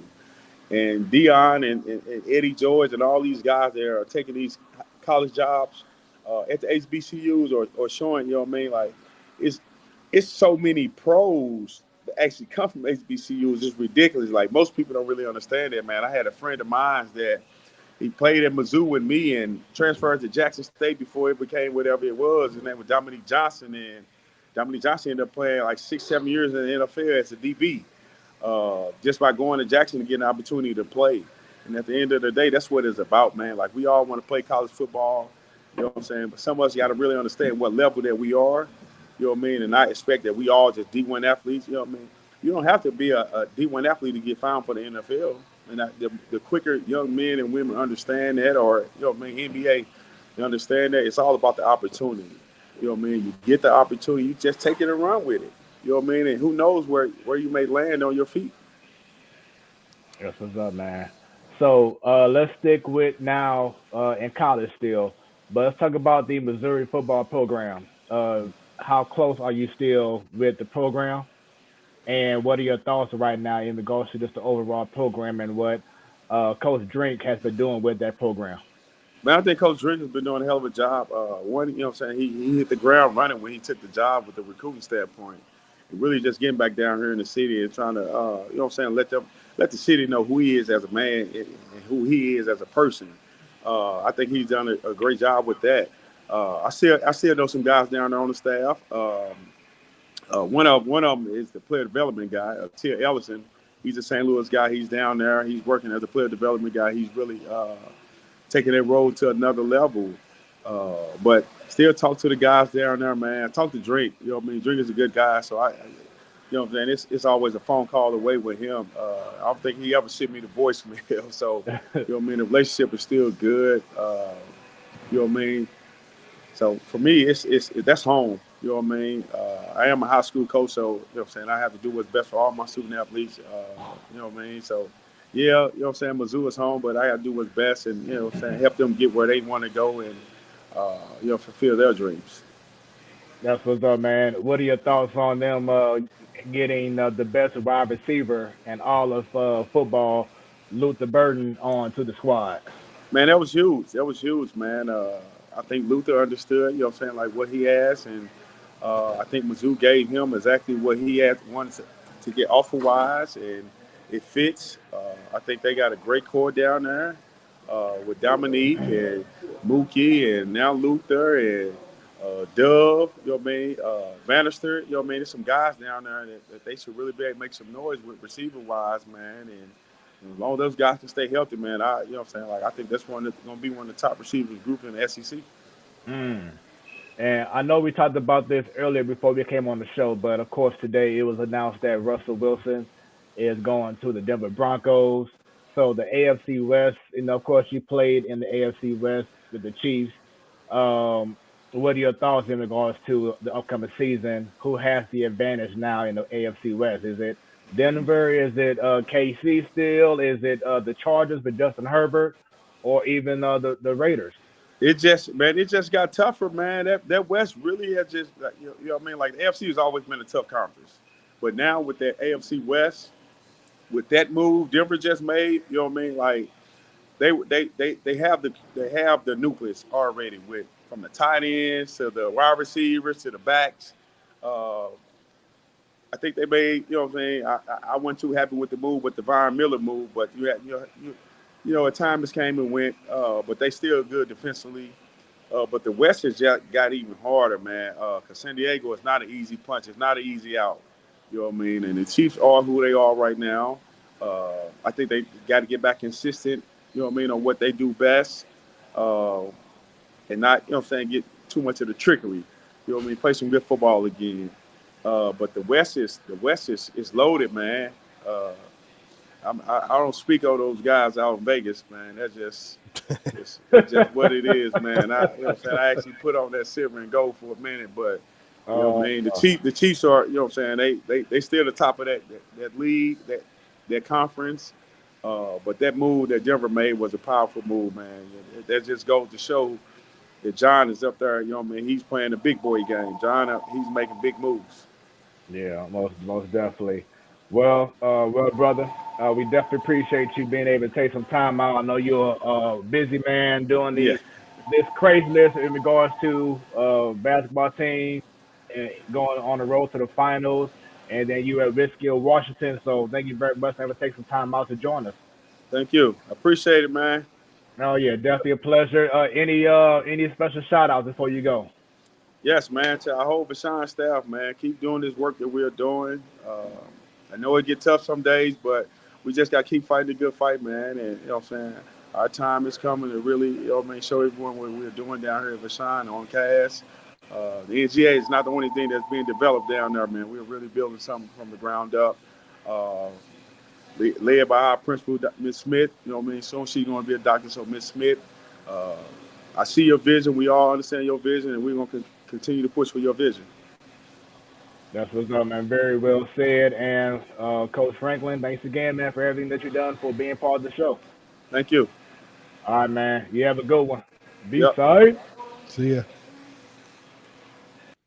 All right. That was a great interview with Will Franklin. He's head coach. He's an athletic director, assistant coach as well, doing big things at the V, getting his insight on the NIL and HBCUs and current football news. So great conversation. But before we end, I told y'all earlier that we may have another person join the panel, and he's ready. He's here. The wave cap is back. It's been a minute, but he's on the show. He is the host of the Man Cave, which goes down at the end of this month. The debut is, I'm excited. I cannot wait. He's going to hold it down along with Sadal, T-Bone, Richard Cash, BT, Brendan, and himself. Without any further ado, let's go ahead and bring him on. Been a little minute, but he's back. Stan, baby. What's going on, Stan? On mute. Uh-oh, can't hear you. There it is. Rookie mistakes. Ain't that something? Oh, Lord. Greetings. Hello. It is I, the host of The Man Cave, Stanton. The Man Cave premieres March 29th. Is that the right date? Yes. Nope, March 30th. That's right. March 30th. You're right. I'm a day off. March 30th. Come on, host. You know what? All right. Here's what we got to do. Hold on. Rewind.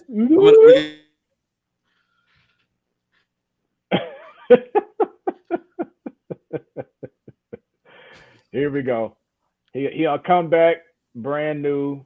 We got him. Let's see. When he's ready, go ahead and bring him in. Ms. Williams showing love to him. Hi, Stan. Hope you enjoyed the interview with Will Franklin, Ms. Williams, and to everybody else watching the show right now. Once Stan give him the thumbs up, then we'll go ahead and bring him back in. Because we have a few comments we got to talk about real quick. Okay. He says running back. So once again, he's back. It's been a minute. Not literally, because it has been a minute since he was just off. But it's been a while since he's been on the show. But he's back. He is the host of The Man Cave. Let me go ahead and do my thing again real quick. Bam. Starting at the end of this month on March 30th, but he'll explain that and more again. Without any further ado, let's bring back to the show Stan, baby. What's going on? What's going on? What's going on, Smooth? What up, T-Bone Funk? It is I, Stan, the host of The Man Cave, going down every last Wednesday of the month, premiering this month, March 30th, on YouTube, Roku, Twitter, Facebook, all them things. All of them. I like it. That's how you There do it it. is. He has to redeem himself, so he did that. There we go. Because that was rough. That was ooh-wee. Hey, now I know how Joe felt last week for ladies' night. But yeah, man. The So pressure is real. You know, people don't think about it. hey, the lights are bright. It's a whole different game. Whole different game, sir. man. But how have you been, man? It's been a while. I've been good. I've been working. I've been keeping up with sports, all the sports that are actually going on right now. We're not going to talk about that though. I have been watching my Bulls. We won tonight. It's about time. I've been keeping up with some wrestling. Jeff Hardy just debuted in the AEW tonight. So yeah, that was part of my breaking news right there. I was gonna say. So T-Bone, I mean, we already knew this, that Jeff Hardy was gonna eventually join, but now it's official. So what are your thoughts on him joining AEW?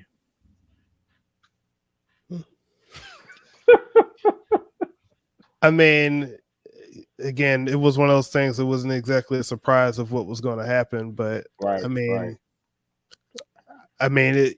If the formula is, hey, we're going to attract attention by having a debut, then that's going to run out pretty soon. There's only so many people that can debut, and there's only so many people you can have on the roster before the people who like the show start to say, hey, why aren't you doing something with such and such?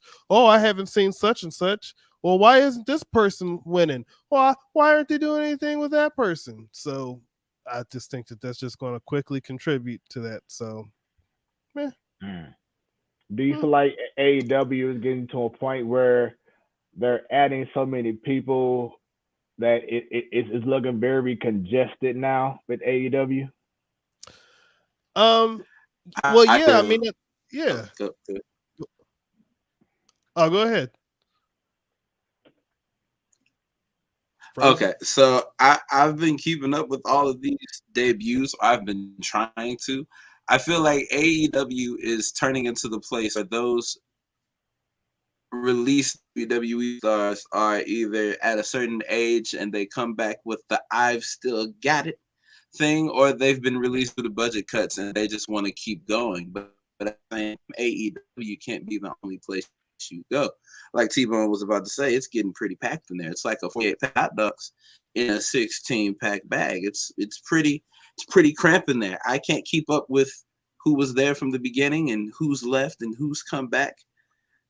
It's just too much. I don't know if now with the acquisition of Ring of Honor, if he's going to make it a split between the two brands with the complete roster. I'm sure if that's the goal, that would be smart, in my opinion. But I'm gonna wait and see what happens. But as for right now, I feel like it's a lot going on over there, and they only have two shows a week. Well, technically they have 4. They have 2 on YouTube, but those are those are really more shows to put the black people on. Anyway, yeah. Oh yeah. But didn't go well. I didn't want to say that. But see, I brought that up earlier, is that with ROH, like they might Sinclair owned ROH, Sinclair Broadcasting. I don't necessarily know if Sinclair was selling Ring of Honor with the intent on keeping it on their networks. So now you have, again, I don't know if they necessarily even have a TV deal for ROH. But the other thing with the roster is, I doubt it. The thing with the roster to me is that you have the perception that there's a lot of fans who especially watch AEW that just do not like WWE for multiple reasons. Whether it's the stuff that you see on the screen or the stuff that they hear about behind the scenes. There's a lot of fans that don't like that big bad corporation. So they found themselves a good baby face with the other billionaire. But I think there's so much where there's a lot of goodwill that AEW has, where it's like, yes, you're saving such and such from being over there, or they release such and such, and good for AEW for bringing them in. But like I said, there's only so long where that's going to go before people start actually looking at their alleged favorites and then say, well, why aren't you doing anything with my guy? Because you have a roster of almost 200 people. There's only so much TV time. And I just don't see that that's going to wind up being something that ends well. WCW had that problem, especially like when you got to like 98, 99, where they brought in so many people. There's people to this day that say, oh, they didn't do stuff with Bret Hart. But, when you look at Bret Hart back in 97 when he came in there, yeah, he came off right after being WWE champion and everything that happened with Montreal. But he came in right in the middle of the storyline between Sting and Hulk Hogan or Hollywood Hogan. He wasn't going to be at the top. They've been spending 18 months developing that story. They weren't just going to bring him in and put him on the top. So people are still mad about that. And I think there's going to come a point where people are going to be like, oh, well, why aren't you doing something with my guy, with Tony Khan? And I think that's going to eventually lead to that goodwill that he has, fading quickly. Yeah, I agree. I just feel like it's getting to a point where and Stan is having some connection issues, so we'll bring it back on as soon as he is good to go. But yeah, Tony Khan, I see what you're trying to do, but it's kind of like you were saying earlier.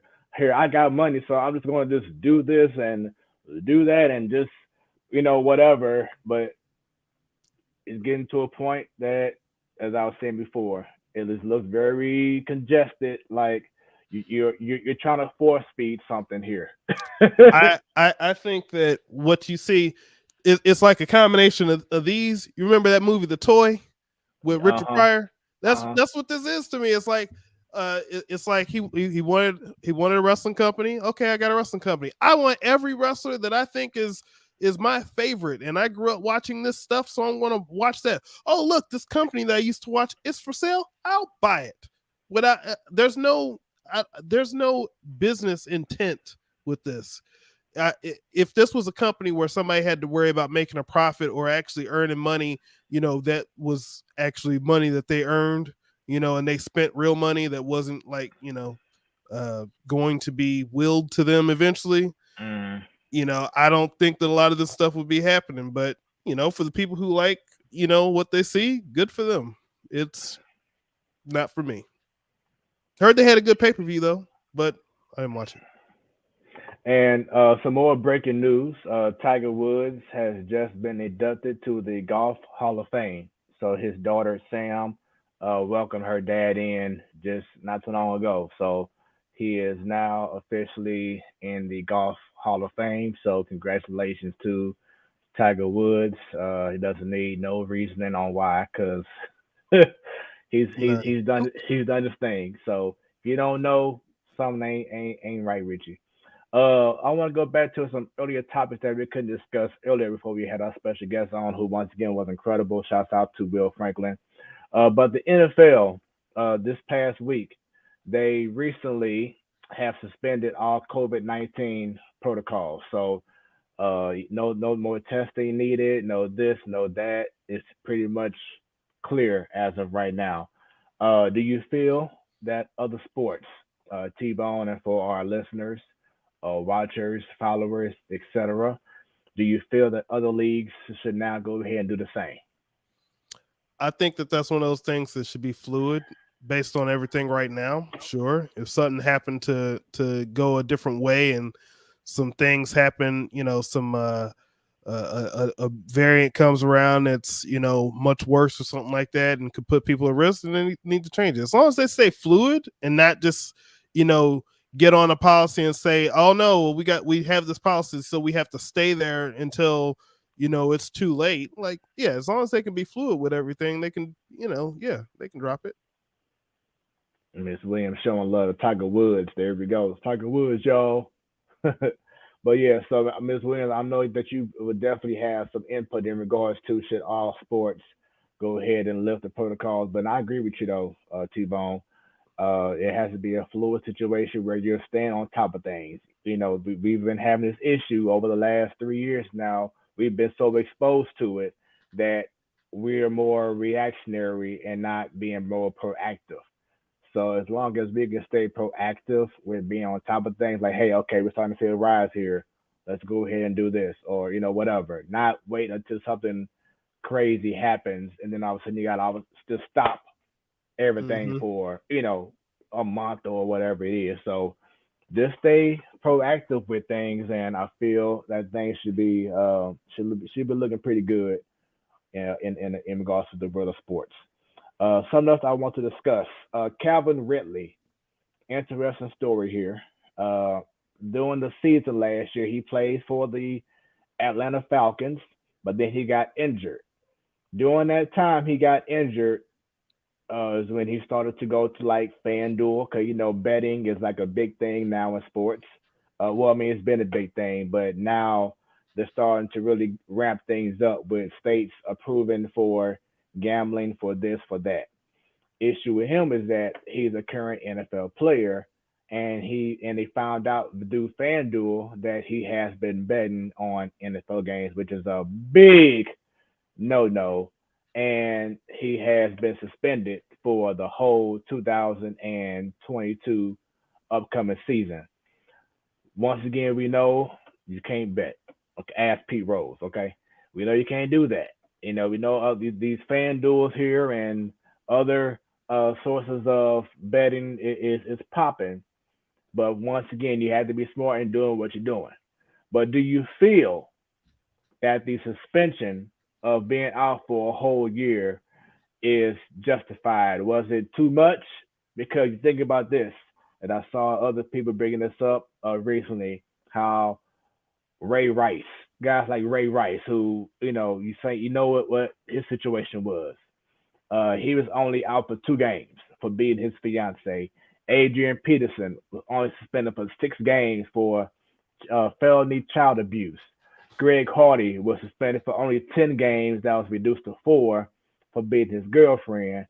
Ezekiel Elliott, 6 games for hitting women. Josh Gordon for pretty much 6 seasons, not games, but seasons for smoking weed. And then Calvin really gets a full season off because of betting. So do you feel like this is warranted in regards to the suspension? Yes, I do. But just to go back to those comparisons real quick. I'm not advocating for this to be not treated as seriously, but a lot of those things, when you're talking about domestic off the field things, they're bad, but in the NFL's mind, they're bad things that can't potentially cause the NFL to lose a lot of money. So the issue is not that they got few games, they should be getting harsher penalties. In Right. this case, this is just dumb. Like, and the reason why I say and the Josh Gordon thing, Josh Gordon was a repeat offender. So they kept saying, don't do this, and he kept doing it. In the case of Calvin Ridley, like, all the sports you can bet on, this is just one of those dumb things where it's like you can bet on baseball. Well, maybe not now. You can bet on basketball. You can bet on hockey. Could have bet on the Olympics. Anything else. Don't bet on football. That's the one rule they have when it comes to gambling. You play this sport, don't bet on this sport. Don't care if you're not playing. That messes up the integrity of the league in regards to the money that they can make from all these betting things that they just got into. Like, they just got into this. They don't want to mess that up because that's more money. And when you start messing with people's money, you have a problem. So it's just dumb. Like, you're taking a risk just to take a risk at that point. Like, oh, well, I won't get caught. You won't get caught when you are putting your information in here so you can get the payout, and they have a relationship with the NFL. This is dumb. Dumb. And I think someone said that he pretty much bet $1,500 and about to lose like up to $10 million because now he can't play. That's a And he bad might bet. not play again. That's a bad bet right there. that's pretty crazy. And like you said, it's dumb. He should have known better. And that's really been a theme ever since we've had this sports talk show since day one. Me and Sadal used to talk about these athletes just doing so many dumb things when you have money. You know, it's very frustrating why, or not why, but that these guys are in great positions that people have been trying to get to, dying. You know, we have goals on trying to have this show elevate to a point where we get bukus of money, you know, or how you have been a wrestler and you want to get to a certain level where you can provide for your family and they don't have to work no more, you know, stuff like that. And you get to that point, but then you want to do, like you said, stupid stuff like this. That's the biggest frustration I have with these current athletes over these last few years. They just don't think when they start having money. Unless he's gonna try to go with the Donovan McNabb excuse, like, "Oh, I didn't know I couldn't do that." Right. Come Back on when now. Donovan McNabb, wait, there's an overtime? You don't know the rules of the league? Like, Right. And then that's where having advisors, having people that's going to tell you no, not yes all the time. You need to have that when you get to a certain status in your life. Like I know for sure, I know this probably ain't the best comparison for you because of the person, but look at LeBron James. I'm sure he don't have yes men all around him because if he had nothing but yes men, he wouldn't be as successful off the court as he is on the court because he makes smart decisions off the court. You need to have people who's gonna be like, hey, nah, that's gonna be a bad look on you. Hey, don't drive that car because you could be liable for an accident and then you get sued. You know, stuff like that. You need to have people who's gonna be like a mother or father to you when you before you make dumb decisions, who and that's lacking nowadays. who had a skit like that? Was it on Chappelle's show or was it? It was one of those shows where they basically had a skit where, or maybe the Daily Show was like, don't do that. Like they had a person that was on their pay staff just to be that way or something like that. It's like, don't Yeah. do it. I mean, but it's so needed, you know what I'm saying, in regards to these young athletes, which brings back to what Will Franklin was talking about, how you want to talk to these kids at an early stage about this NIL. Because then they get to college, you making this, you see just sign a $1 million deal and you acting crazy. Money's gone before they even got the check. Yeah. So this got to come on and do better, man. With these young guys who work their butts off to get to that level of I'm rich and I got it, and then you want to blow it away. And like you said, Calvin really may not play again. You know, you just don't know. But it's just sad that they keep on putting, well, not we, but they keep putting themselves in that position that they in. Another topic we want to go and discuss, and I was hoping Stan would have been on. He's having some issues right now with his signal, so that's why he's not on right now. But this topic here, I know that you're probably like, yes, I don't care how he feels right now. That's on him. Hard times right now for King James, LeBron James, and the Lakers. Granted, he's been playing the best ball that he's played in years, and he's 39 years old. He's almost averaging 30 points a game. Fortunately, as I said before, he has been held back by injuries this season. He was out over the last couple of games, or I think yesterday's game, whatever, because of knee soreness. He was out a few, like maybe 10 games or so early in the year. So him being durable isn't as, of course, strong as he is if he was 29 years old. But still, when he's been on the court, he's proven he doesn't have to, but he's still letting people know that he is the king. But the Lakers, it's really looking ugly. From trying to blame Vogel, which I feel like he's not to blame at all. Anthony Davis can't stay healthy. Russell Westbrook, but he's been getting called Russell Westbrook, and now he has an issue with that. He's in his feces about it. It's just really been a mess in Lakerland. But I had to ask you, just because this is a sports talk show, what has been your thoughts from your viewpoint about King James and the Lakers? When you were talking about his age and different years and talking about durability, and you said 29, The irony, I think, was I believe he was 29 when he had the leg cramps against the Spurs in those finals. So, oh my leg! I kicked my leg. I mean, so like him and Aaron Rodgers are different because obviously basketball's a different type of sport where, you know, one man can make a huge difference, you know, compared to what you can do with a football team. But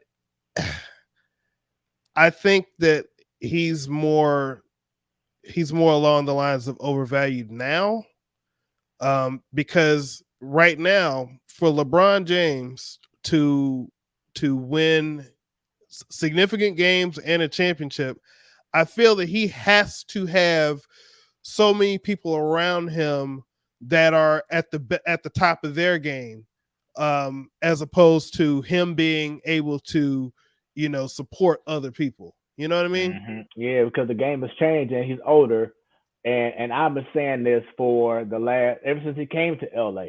Like he should not be the reason that they win a championship, man. That because he's older now, it shouldn't just be, well, if LeBron James does this, then we win. No, he should be at a point where he's still a big contributor, but that's the reason why they signed or traded for AD, because they was hoping that he would have been that guy to say, LeBron, I got you. Hop on my back. It's all good to go.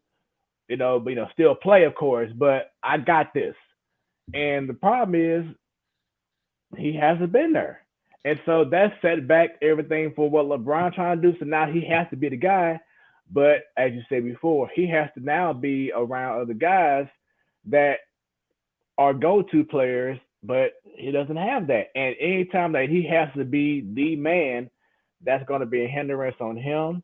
And the team is not going to win because they don't have enough support. He don't have a big supporting cast right now. And you know, it seems like every year since he was in Cleveland, not the year that they won, but when he was in Cleveland, the second go around, not the first go around, but when he was in Cleveland, like if they lost or had not had a bad season, but if they didn't make it to the finals or win, it was everybody else's fault. Oh, everybody else did this. Everybody else did that. Oh, he's playing with a bunch of scrubs. He's playing with a bunch of this and that. And it's the same thing in LA. Like you can't, to me, and I've been consistent on this for years. You can't have it both ways. You can't be the top guy and you're the best player in the league and then say that everybody else on the team is scrubs and then you lose.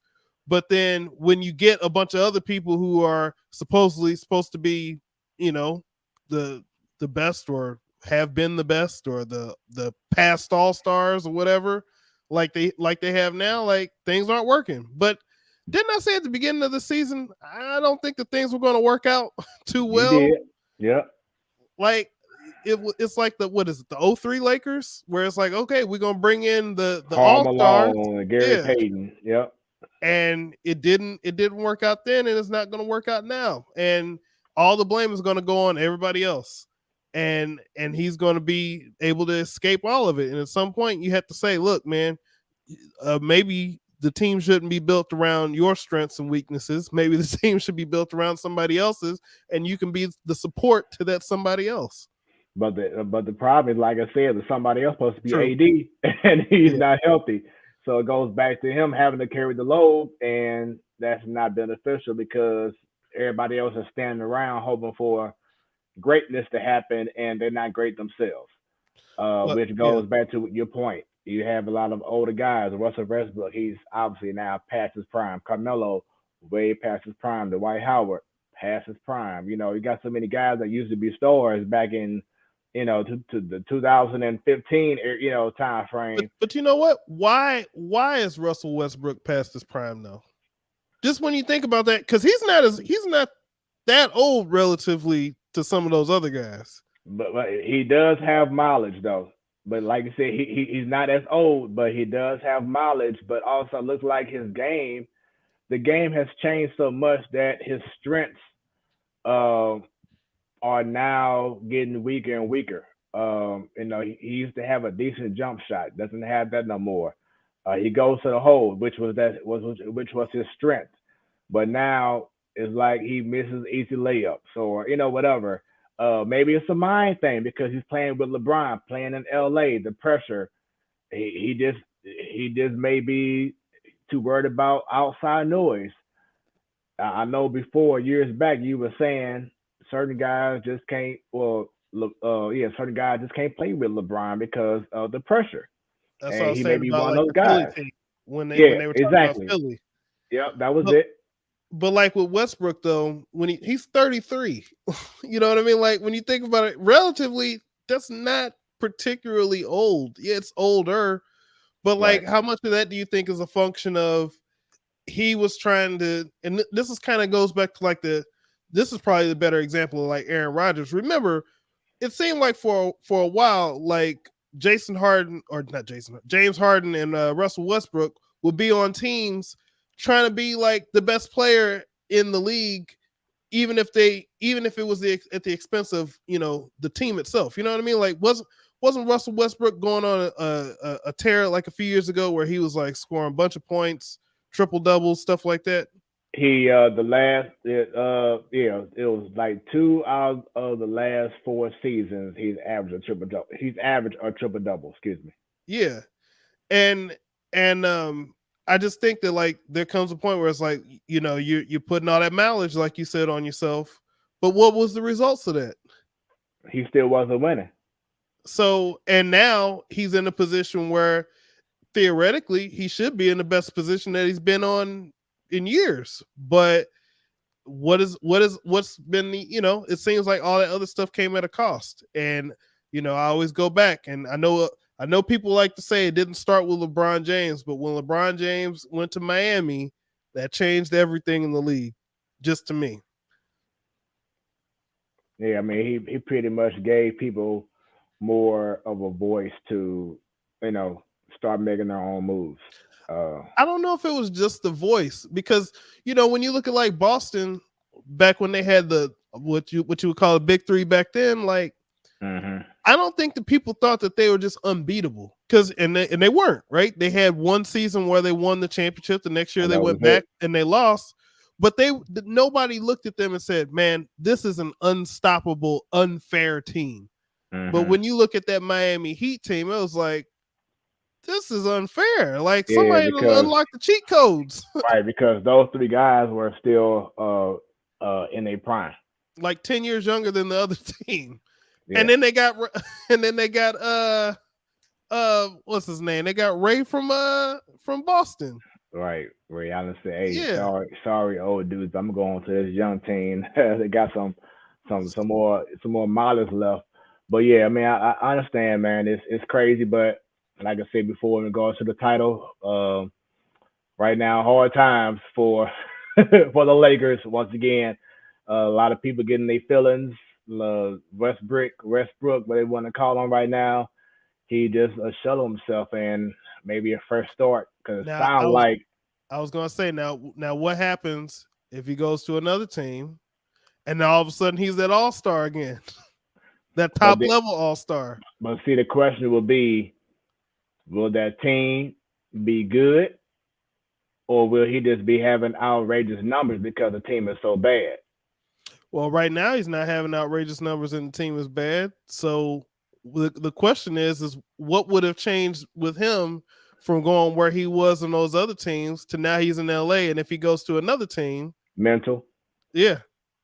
Well, and it could just be the structure though. It could just be the who's at the top of the food chain here, and somebody else has to know their place, and some people aren't good at being number 2. That's why he left. Well, he didn't leave. Well, he didn't originally leave, but when everybody else left, he got his time to shine. Even when Durant was there with the Thunder, like Durant was supposed to be the guy, but Westbrook was still like going out of control back then.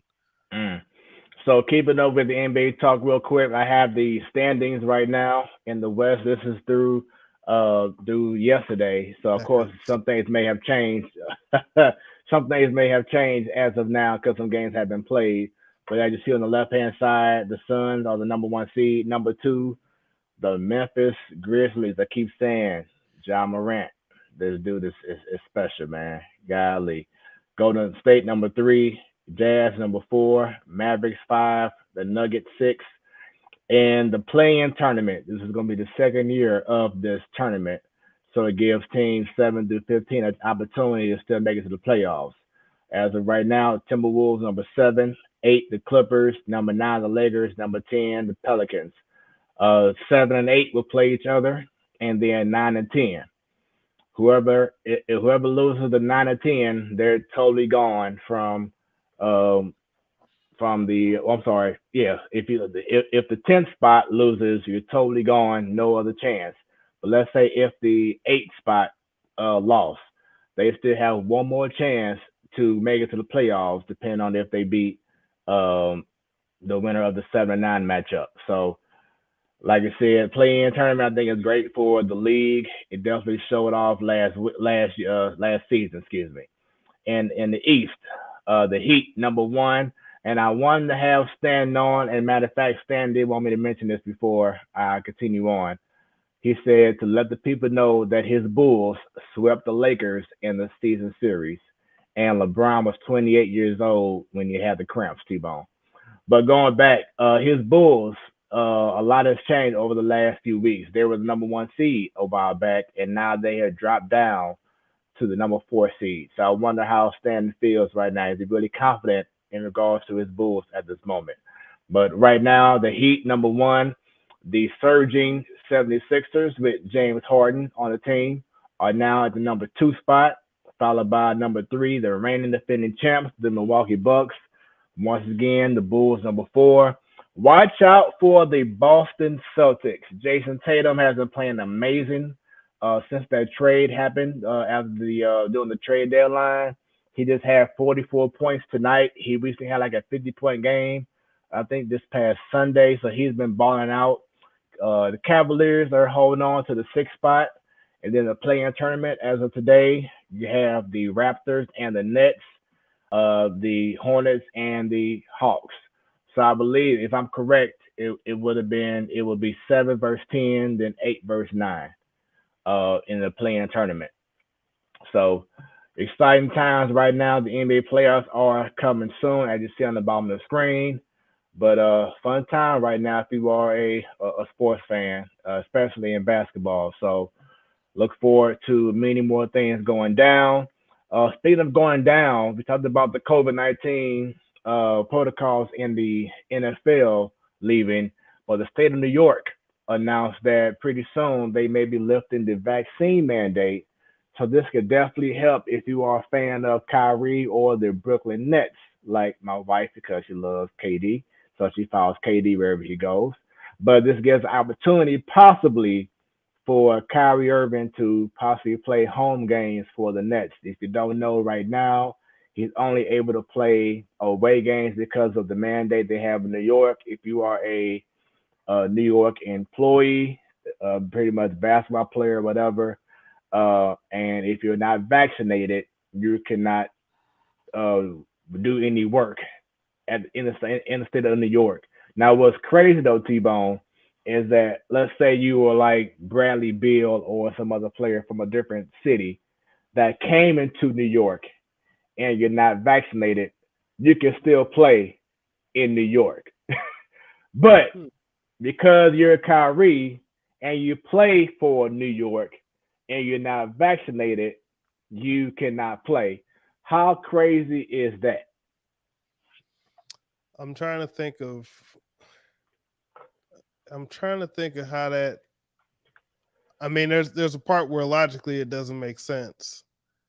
As a policy, it seems At all. policy, but I guess what their issue is that the policy is about people who work in New York.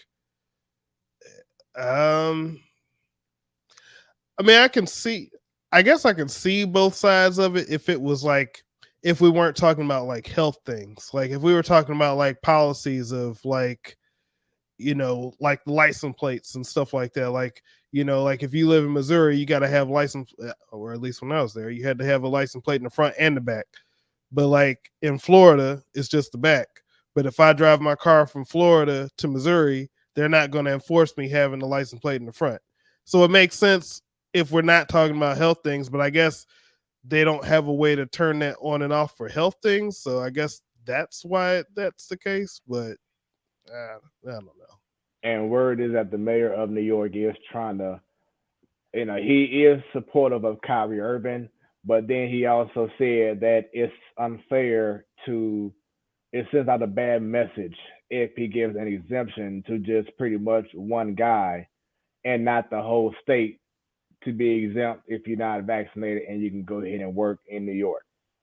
So, big decision, but if Kyrie, can go ahead and play at home and away, that would definitely be a big game changer for him. So we'll see. They're already in a pretty good spot right now. So yeah, if he can play at home, that just enhances it. Yeah, because I believe once again they are in the 8th spot.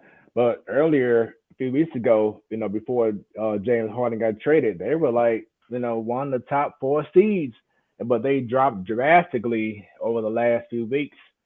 So we'll I just didn't see them. I remember us talking about that, and I just didn't see them dropping all the way out of the playoff picture. They would have had to go pretty far. I mean, they're number 8 right now, but how many games are left in the season? Let's see. What is it? 30, so that's 66. So you got about a good 20. About a good 18, 19 more games left in the season. Yeah, I mean anything can happen, but I think that I think they make it in the playoffs. Yeah. So let's see. What is that? 82 game season. 82 minus 66 is what? Is that 16? So we'll go with that. There you go. We ain't here to do math live on the Sports Talk show, so don't judge my math if I'm off. But yeah, it's getting down to the wire. But we'll see what's up with New York if they can lift that mandate and allow Kyrie to play. It's going to be big if he can play home games. And speaking of Kyrie, one more last thing, he did recently hire his stepmother as an agent.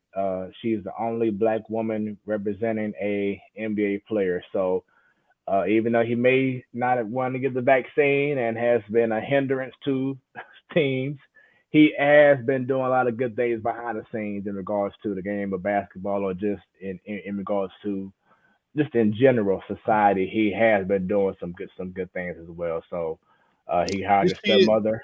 Is she normally? He hired her as an agent, you said? Yes. Is she an agent by trade? That I'm not sure. I had to do some background. I can pull it up real quick though. Let me see. Because see what this is. That's one of those things that as a story sounds good, but if she's not an agent by trade, it's not as good as it could be.